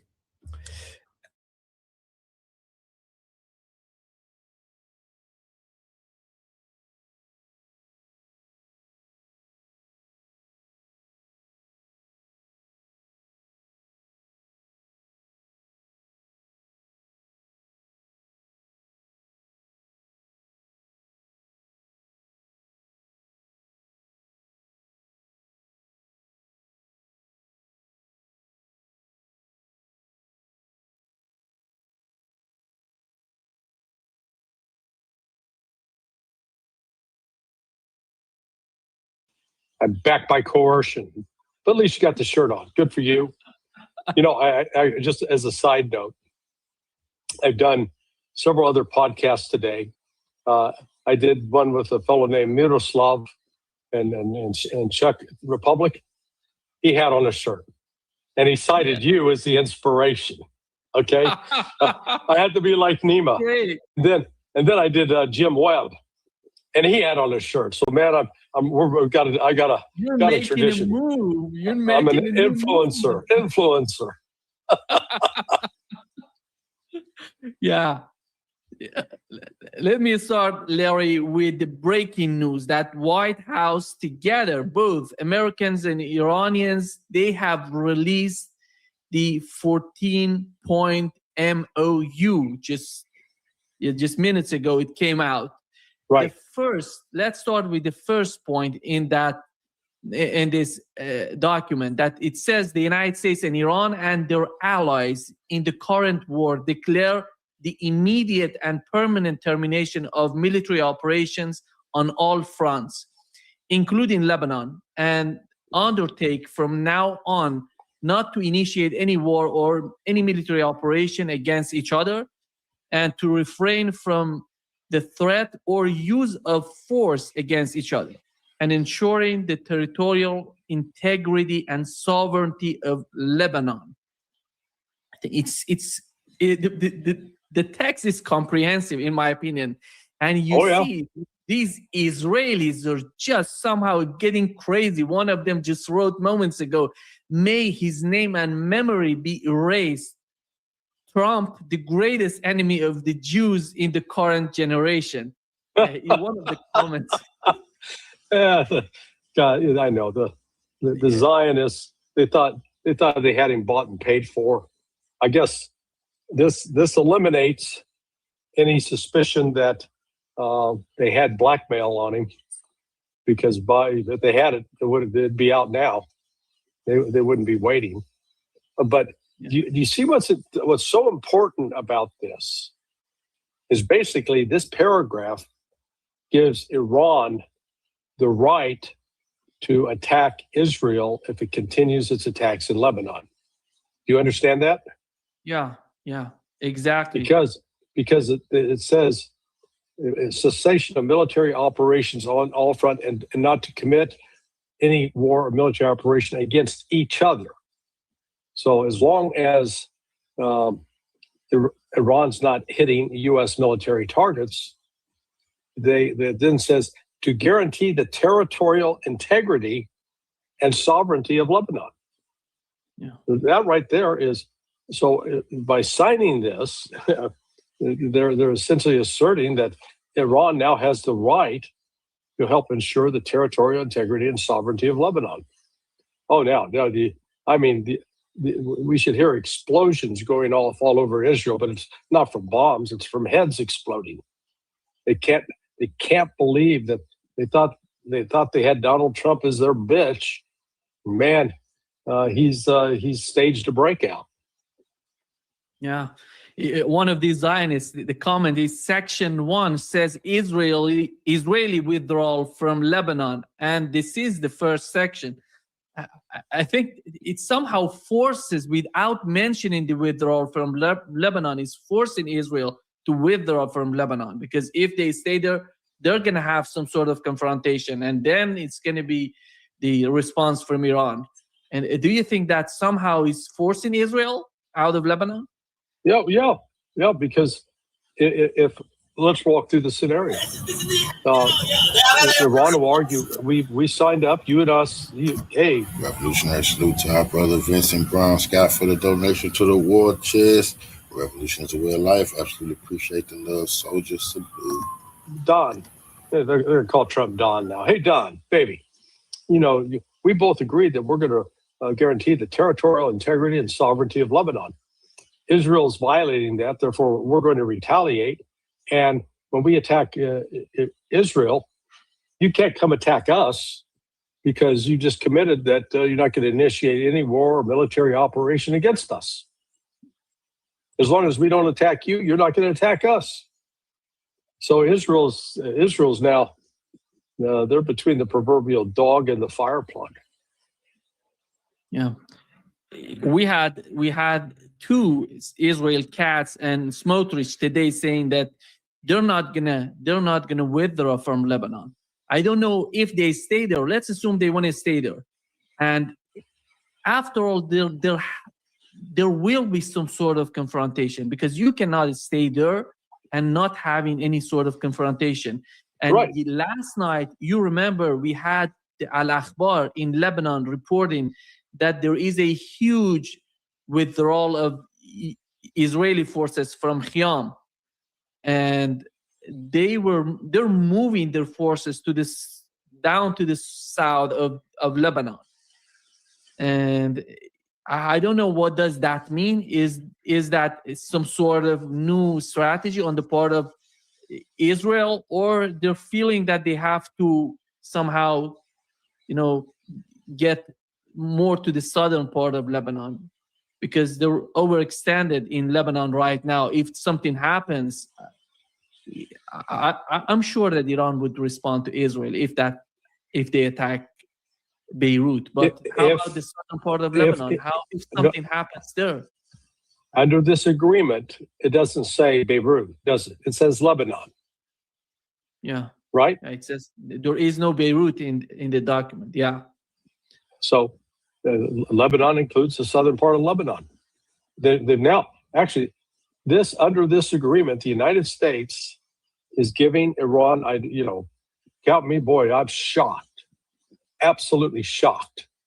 But what this means is the United States has effectively granted Iran permission to attack Israel if Israel continues any kind of military operations in Lebanon. Let's go to the second point, Larry, is that the United States and Iran undertake to respect each other's sovereignty and territorial integrity and refrain from interfering in each other's internal affairs. Basically, I think this point was pushed by Iranians because of what Israel and the United States tried to do before the war, during the war, and after announcing the ceasefire.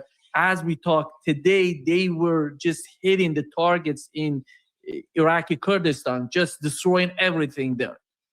And it's still of major concern for Iranians what the United States and CIA, Mossad are trying to do with the Iraqi Kurdistan. Yeah, no, I agree. We'll see if they can pass it off to Mossad. The CIA can say, okay, we have to withdraw, but we'll let Mossad handle it. Well, that could be one way.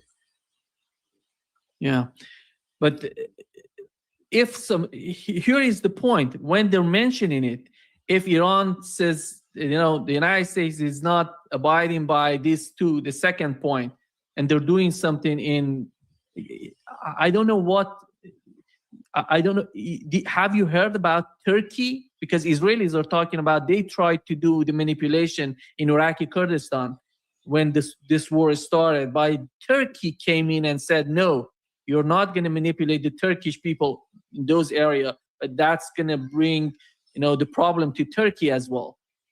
Yeah. Was that the case, or you see it was all about Iranian forces hitting the targets in Iraqi Kurdistan? That's why they could avoid this sort of incursion or some sort of invasion of Iran from that border. Well, I'm not sure the Kurds are all that enthusiastic about invading, number one. And so whatever group has been collected up there that Iran's been attacking, I'm just assuming that it is it's a CIA trained group and that they were being prepared to go into Iran and organize other groups to create an insurgency. So, yeah. The third, the United States and Iran commit to negotiating and achieving the final deal in maximum of 60 days. Yeah, it says extendable with mutual consent. It means that they can, increase but we know that that's not going to happen in 60 days. And well, negotiate what? To achieving the final deal. The final deal. But what final deal? That's the question. That's vague. That's why we don't know what. Yes. Yeah. That's my point. It's not clearly defined. Yeah. There's some advantage to being vague. I assume the final deal from the eyes, in the eyes of the Trump administration would be Iranian nuclear program, because nothing else they put out. Nothing about Iranian missiles, nothing about Iranian proxy, as they call it. All these countries, they call it Iranian proxy, nothing of that sort. And today, Donald Trump was asked about Iranian missiles. Said, what is them? You said before attacking Iran, the reporter asked him, before attacking Iran, you said we're going to destroy their capabilities to produce missiles and drones. And Donald Trump said, I have destroyed 80%, 85% of their missiles. So they're not that powerful considering their missiles. But when Saudi Arabia has those missiles, how can I say you cannot have them? Yeah, who gave Saudi Arabia those missiles? Oh, we did. Yeah. Yeah. Look, there's no to try to insist on logic and reasoning and consistency. Forget about it. That's what we have to. You have to come back and ask the question: why is Donald Trump now willing to make this agreement, willing to essentially accept the paper that Iran presented to him on April 8th or April 15th? But, 2 months ago, a little more than 2 months ago. Why? And there's something that's not being said in public that's driving this. And I believe it is they privately understand that the economy is going to be a wreck if they don't move to get the Strait of Hormuz opened again. But again, it's sort of a false hope, because if they sign tomorrow and okay, good, hey, happy days are here again. The first task is to clear the Persian Gulf of mines. Otherwise, I don't think most of the ships will be sailing, the tankers, because the insurance companies will not insure them as long as there are mines floating around the Persian Gulf. That's number one. And according to testimony before the Congress in April, Pentagon said it could take up to 6 months to clear up all the mines. So, so there's going to be a delay in getting, let's call it, the Persian Gulf back online.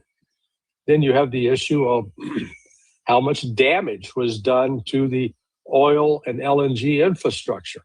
We know it was significant in Qatar. Not sure how bad it is in Saudi Arabia. Yeah. Here is the question that you've raised. I think today, Pepe Escobar, I talked with Pepe and he was on my show. Here is what he said about answering your question, Larry. Let me just bring it up for you.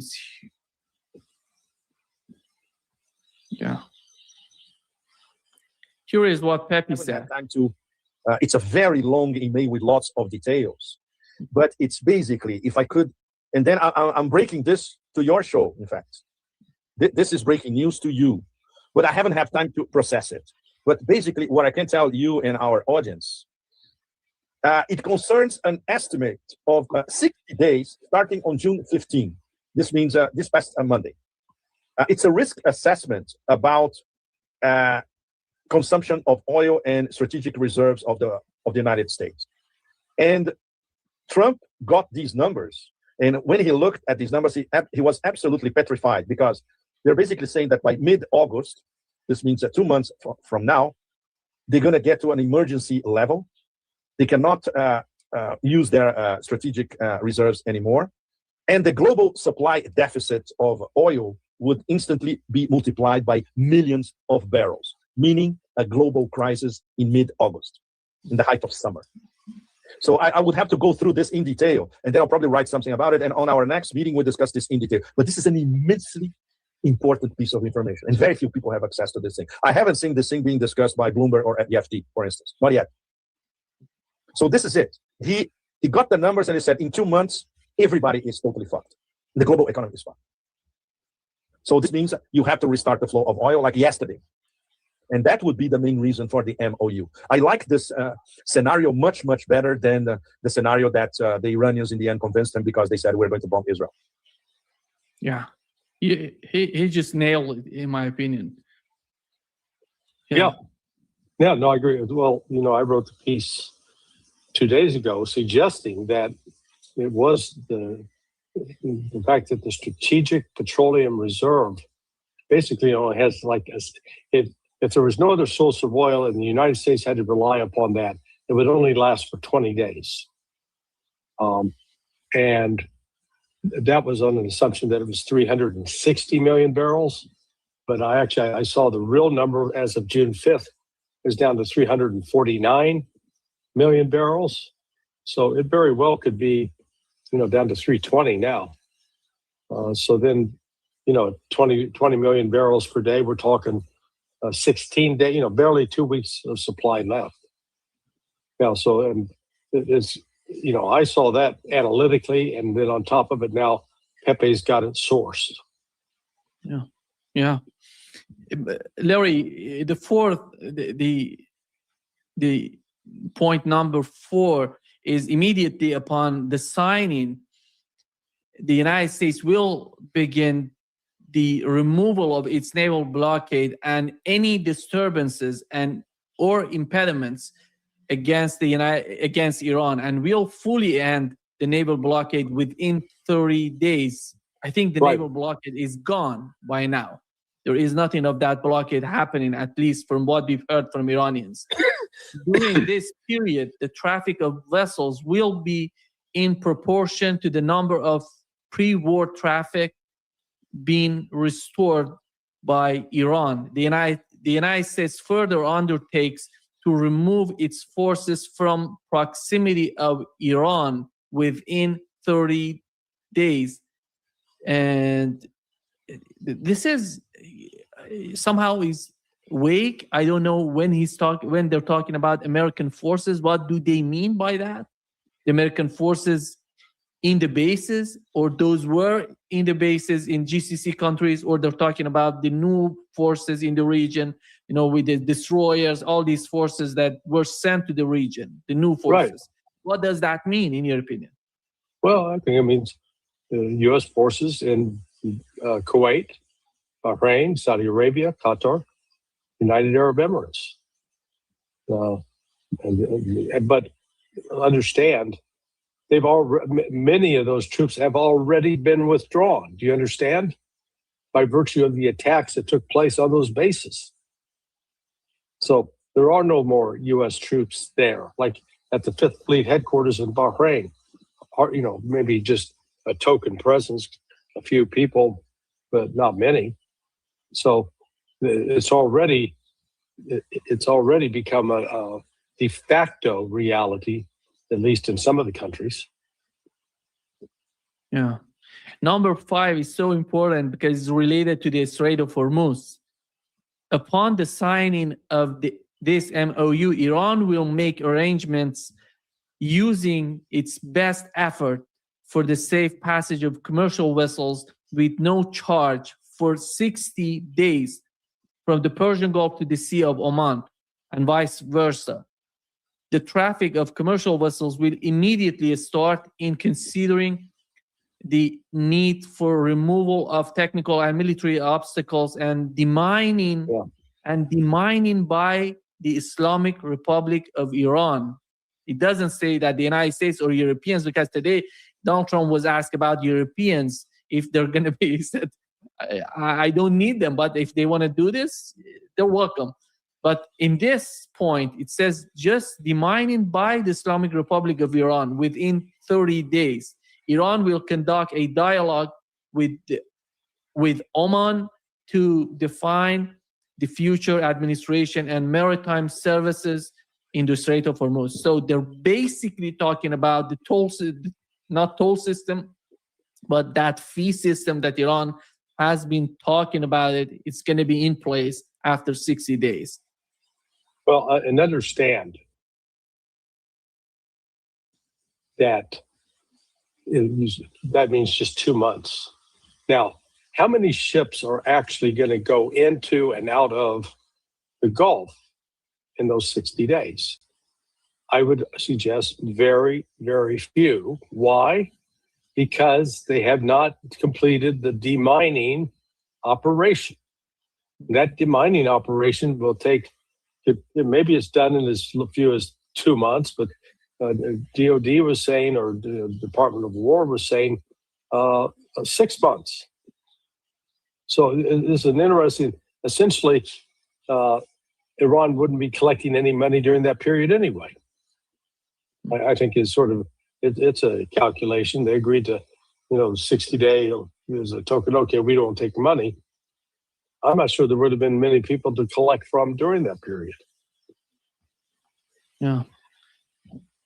And here is that $300 billion, and the United States undertakes with its regional partners, basically they're talking about GCC countries, to develop a definitive mutually agreed plan with at least $300 billion for the reconstruction and economic development of the Islamic Republic of Iran as part of a final deal. Yeah. There is no definition that Iran is going to get before the signing or upon signing or after the signing. It says as a part of a final deal. That's, again, is some sort of vague statement. And there is a lot of details to be considered in these points. I don't know, because you may have different interpretations of these points. No, I agree. Some of these they're deliberately vague. They'll certainly have something to talk about. But, the reconstruction and economic development, and on that, Iran will still be able to exercise its leverage of collecting.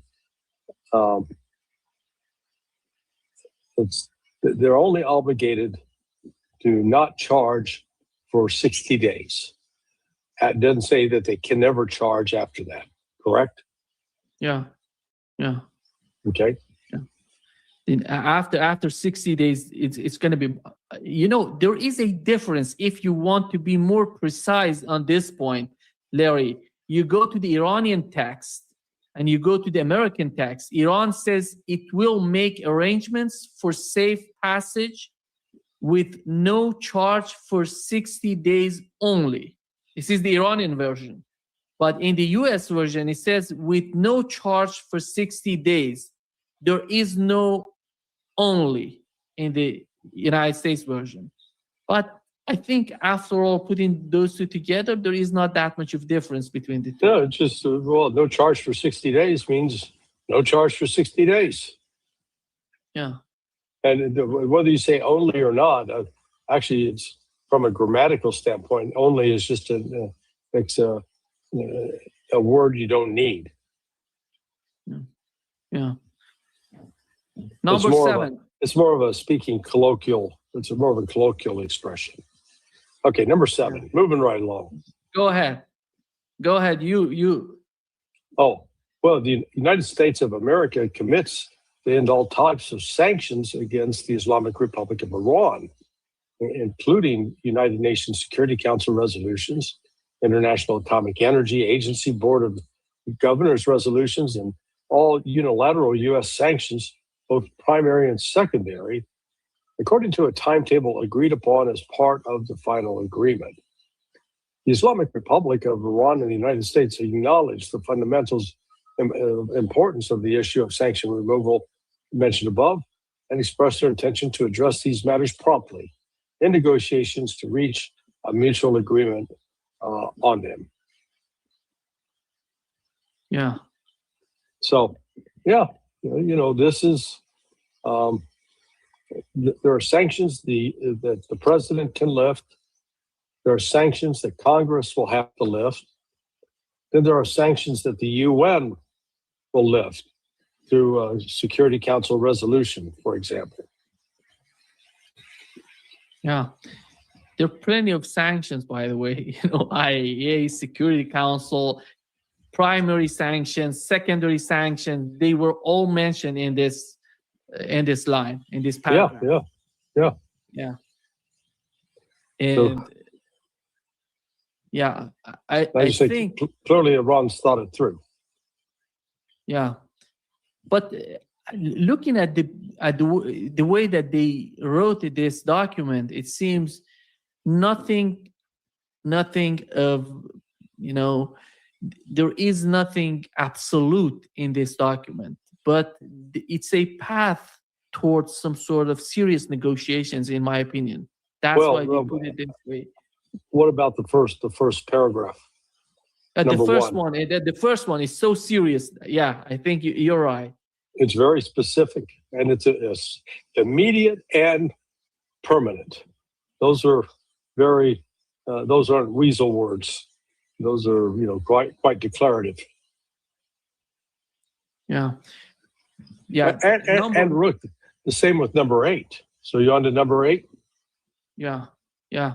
Number 8, the Islamic Republic of Iran reaffirms that it shall not produce or develop nuclear weapons. The United States and Iran have agreed to resolve the disposition of stockpile enriched materials pursuant to a mechanism that will be mutually agreed upon in accordance with the schedule mentioned in paragraph 7. In paragraph 7, the schedule, it depends on the sanctions, the way that they're releasing the sanctions. The 8 is dependent on 7, which is the sanctions from IAEA, UN Security Council, primary and secondary sanctions. It's all related to that. And in accordance to the schedule mentioned in the paragraph 7, with minimum methodology to be downblending on site under the supervision of IAEA. The two parties also agreed to discuss the issue of enrichment and other mutually agreed matters related to Iran's nuclear needs. So they're going to downblend the Iranian enriched uranium in Iran, not outside of Iran. Right. As Donald Trump was talking about it before. Yeah, I mean, that's an important concession by the United States. I mean, as you read, there are people in Iran that are complaining. They feel that Karachi sold them out. The Zionists and neocons certainly believe that Trump sold them out. So that kind of reaction from both sides tells you that this agreement actually may have some teeth and be valid. It is, and that particular clause right there, I think, has some teeth to it. Yeah, and it's dependent on the number 7, the point number 7. Which is related to the Iranian sanctions on Iran. It's important. These two are related to each other. And number 9, pending the final deal, the United States and Iran agree to maintain the status quo. Iran will maintain the current status quo of its nuclear program. What is the status quo of Iranian nuclear program? Since the war started, Iran didn't produce any enriched uranium in Iran. That's why they're talking about the status quo, Larry. And it means that they will not produce any enriched uranium, to my understanding. That's why they're talking about the status quo. And the United States will not impose any new sanctions. And let me just interrupt and point out that, it looks like they're just going to be working from the JCPOA.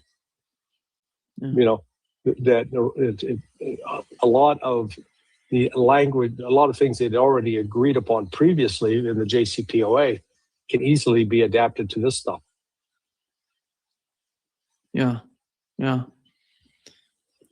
And the United States will not impose any new sanctions and will not deploy additional forces in the region. It's the rest of the paragraph. And here is number 10. The United States undertakes immediately upon the signing of this MOU, sanctions sanctions waivers will be issued for the export of Iranian crude oil, petroleum products, and derivatives, and all associated services, including banking transactions, insurances, and transportation, etc. So this is important as well. Right. It's so important, yeah. And they're basically again immediately issuing waivers, not waiting for some benchmark that Iran has to meet. Yeah, it's so important because this energy sector of Iranian economy was under the sanctions at least for the last 7 years.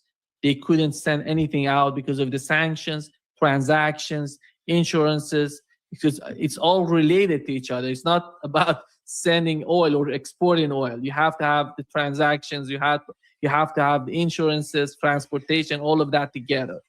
And during this war, many of those or considerable number of those tankers, Iranian tankers, were hit because of the blockade. I don't know how many of them, 4 of them were hit. Yeah. You remember? Yeah. Well, they fired on, Iran fired on one, and then the other 3 turned around and retreated. I'm not sure they fired on all 4, but they fired enough to make them all 4 get reverse course. Yeah. Here is number 11. The United States undertakes to make fully available for use of the frozen and restricted funds of Iran upon the implementation of this MOU. The United States and Iran will mutually agree on the procedures related to the release of these funds during the negotiations. It's going to be a gradual process during the negotiations, and it's all about Iranian frozen assets and restricted, because there are 2 sort of assets, Iranian assets in the West. One of them are those frozen assets, the other one are restricted ones. And it's a huge complexity to explain what is the difference between the 2. Right. Yeah. And here is number 12. Yeah, A 12 is just procedural. Yeah, okay, exactly. It's just an 13, admin. the same. Yeah. And the monitoring mechanism will be established to supervise the implementation of MOU and subsequent final agreement. And number 13 is after signing this MOU and subject to the beginning of the implementation of paragraph 1, 4, 5, 10, 11, and the United States and Iran will start negotiations regarding the final deal. And then the last point or paragraph is the final deal will be endorsed by UN Security Council resolution. Right. And right. yeah, here is, let me just send the link. Professor Marandi going to join us, Larry, in a moment. Let me just.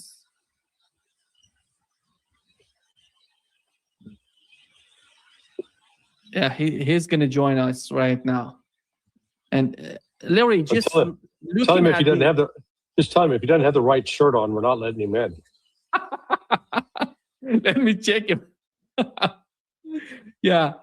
I don't know if he was able to hear that, but you know. Let's see. It's only 2 a.m. in the morning. Yeah. Yeah. Right. Guys, 2 a.m. He just got home. He was out, and I called him. I mentioned that he's gonna.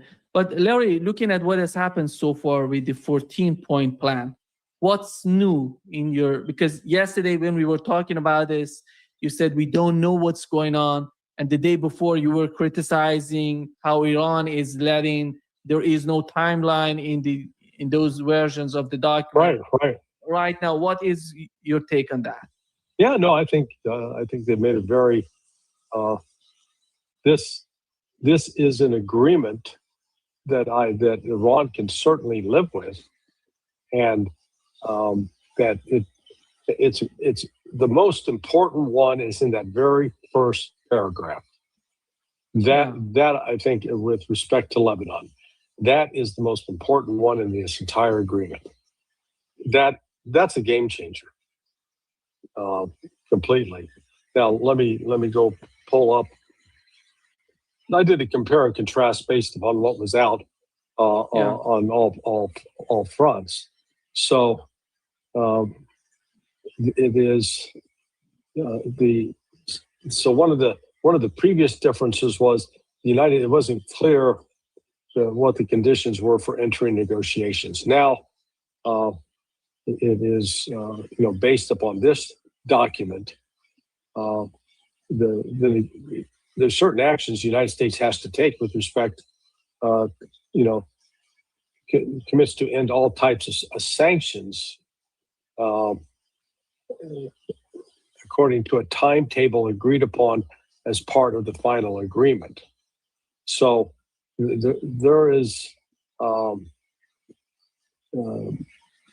that, number 7 can be, you can question about the timetable. There he is. Hi, Larry. Oh man, he didn't get the shirt on. I told Nima, if he's not wearing the shirt, don't let him on. It's I think he let me on by mistake. Oh, so are you guys as shocked by this as I am, or are you personally as shocked by the way this agreement? Well, is my interpretation of the first clause of this agreement is this is what you'd call a complete game changer, because one, it essentially gives Iran permission to attack Israel if Israel continues to violate the territorial integrity and sovereignty of Lebanon without fear of U.S. reprisal. The language doesn't say that. What it says specifically is that the United States and Iran together agree to guarantee the territorial integrity and sovereignty of Lebanon. Okay? So what happens if that integrity is being violated? Well, then the Islamic Republic of Iran has an obligation to act to protect that territorial integrity. And as long as it's not attacking U.S. forces, that therefore it's almost like giving Iran straight up permission to go after Israel if they remain in Lebanon. Yes, and it basically reaffirms that the United States believes or accepts that the Israeli occupation of Lebanon is not legitimate. Exactly. I mean, that in and of itself is huge. I never thought you'd get the Trump administration to agree to something like that. That I think is absolutely remarkable. Yeah. Professor Marandi, I think you've read the document, the 14-point plan, and this is official right now. What is important in this 14-point plan in the eyes of Iranians? I think the most important thing is the fact that everything has to, every action that Iran takes has to be reciprocated by the Americans. In other words, Americans have to carry out their obligations for Iran to make any move forward. So the issue of Lebanon, until it is resolved, the Iranians will not.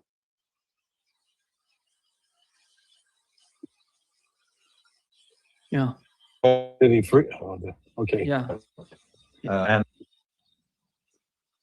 yeah, you're back. my You're back, connection seems to be Professor not May. the You're best. back. Yeah, so the whether it's the release of Iran's assets or the sovereignty of Lebanon or the waiving of sanctions, all of these have to take place in order for Iran to reciprocate. So right now the siege has been lifted. Iranian ships have been moving back and forth without any harassment. Yeah. Yeah, I think my connection's not very good. You're okay now. You're okay. So, Yeah. So for example, right now Iranian ships are moving back and forth without harassment. The issue. But all of these issues now will be linked to Iran's actions in the Strait of Hormuz. If the United States does not abide by its side of the bargain, the Iranians will not be abiding by their side of the bargain. And this is going to make it difficult for Trump, because I didn't see Trump's interview, but I read about it, but I think he said that energy reserves are like weeks away from finishing, or oil reserves are. Yeah, said that. Did you see the interview? I didn't see it personally. Yeah, but he said I think he's. What did he say exactly?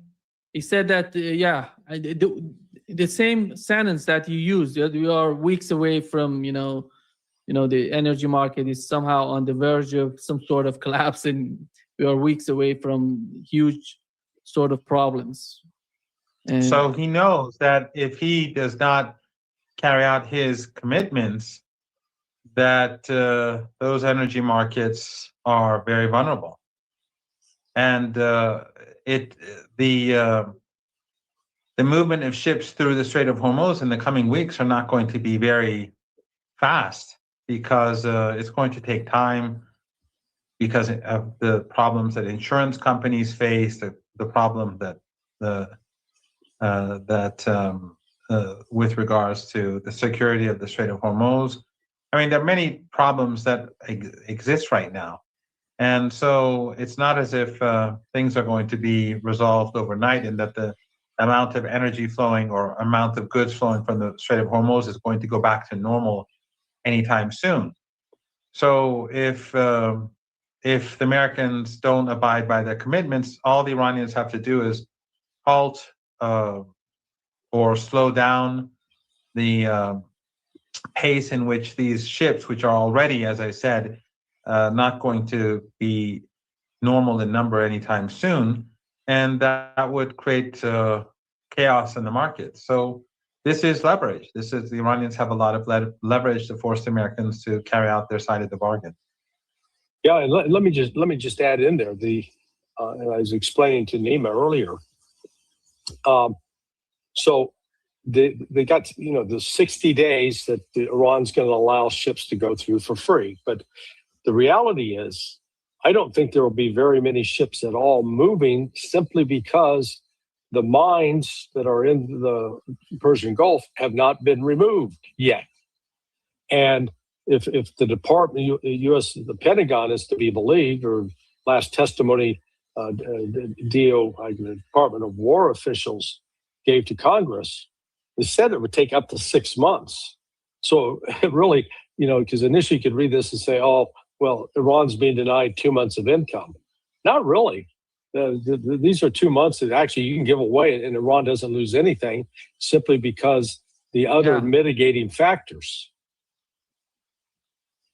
Yeah, because the number of, as you rightly point out, the number of ships that are going to be passing through are not going to be the normal numbers that pass through under ordinary circumstances. It will take time, and probably much more than 2 months, for the number of ships to pass through in the numbers that we saw before the war. And so the Iranians. Well, can I ask you a question? Iranian tankers, who insures those? Are those insured by the government of Iran, or are they without insurance? Because I'd say the insurance would be one of the limiting in the London, City of London-based maritime insurance industry. They're not going to allow these ships to move until they got a guarantee that they're not going to get blown up. Yeah, Iranian ships don't have that problem. They, since they are sanctioned, and since they cannot receive insurance, they are insured by the Iranians. Okay. Yeah, because I saw Sunday night those were the ships you saw immediately moving. Iranian tankers coming and going. Well, there's also another reason, and that is that Iran has not yet opened the strait. The opening of the strait is in a couple of days. But Professor Marandi, here is what in the point number 10, it says the United States undertakes that immediately upon the signing of this MOU, sanctions waivers will be issued for the export of Iranian crude oil, petroleum products and derivatives, and all associated services, including banking, transactions, insurances, and transportation, and so on and so forth, etc. It says. So this is somehow, this is, in this point, they're addressing the issue that you've just raised with the case of the insurances and the transportation. That's right. It's going to make Iranian oil easier to sell. It's going to make it easier for ships to move back and forth. And Trump actually needs this too, because he wants to keep the price of oil low. So as Larry alluded to this point, Iranian, because of the issue of insurance, alongside other problems, many of these ships are not going to be too eager to swiftly move through the Strait of Hormuz. But in the case of Iranian ships, they are already traveling through. As I said, because the other ships still don't have the time for those ships to pass through has not yet arrived. But Iranian ships don't have the problems of insurance that those other ships have. The Iranians during these years have been moving back and forth without being able to, or without having to, get insurance from major international insurance companies. Remember, the Iranian market is overwhelmingly Chinese, and the other ships that the oil that is sold elsewhere is limited, and they have their own mechanism to doing that. But again, for the ships that travel to Europe, to the United States,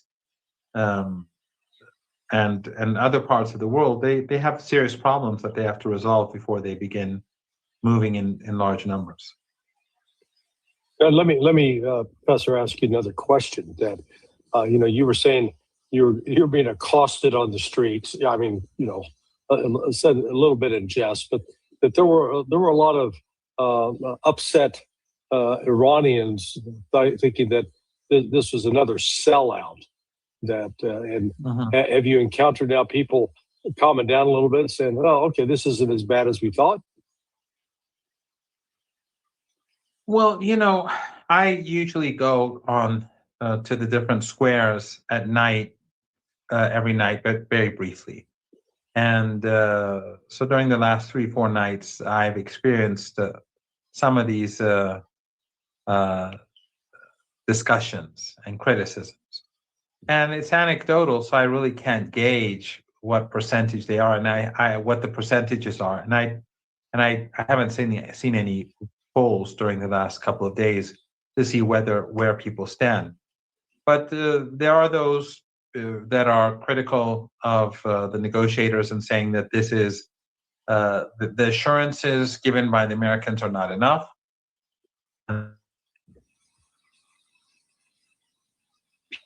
Deal.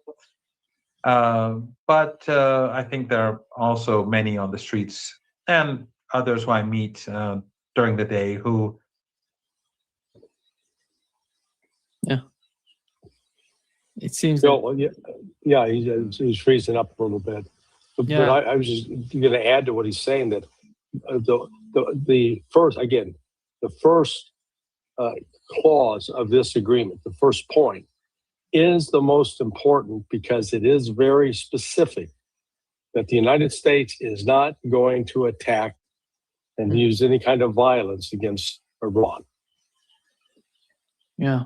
So I think the other important point, Larry, is the one that is talking about the Strait of Hormuz and how Iran is going to manage the Strait of Hormuz. Even with the mining operation, it's going to be all dependent on Iran. no one else going to get there to do that for Iran or for the, for the Strait. And this is totally aligned with the Iranian concept that we are here, no military equipment, no, destroyers, nothing is no military ship gonna get through the Strait of Hormuz. And I think the final point for Iranian is that. Yeah.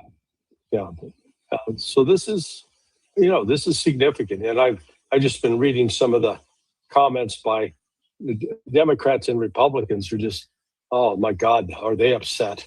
Oh Lord, this is the end of the world as we know it. They should be singing. Yeah. Professor Madani just confirmed that the United States and Iran digitally signed the MOU.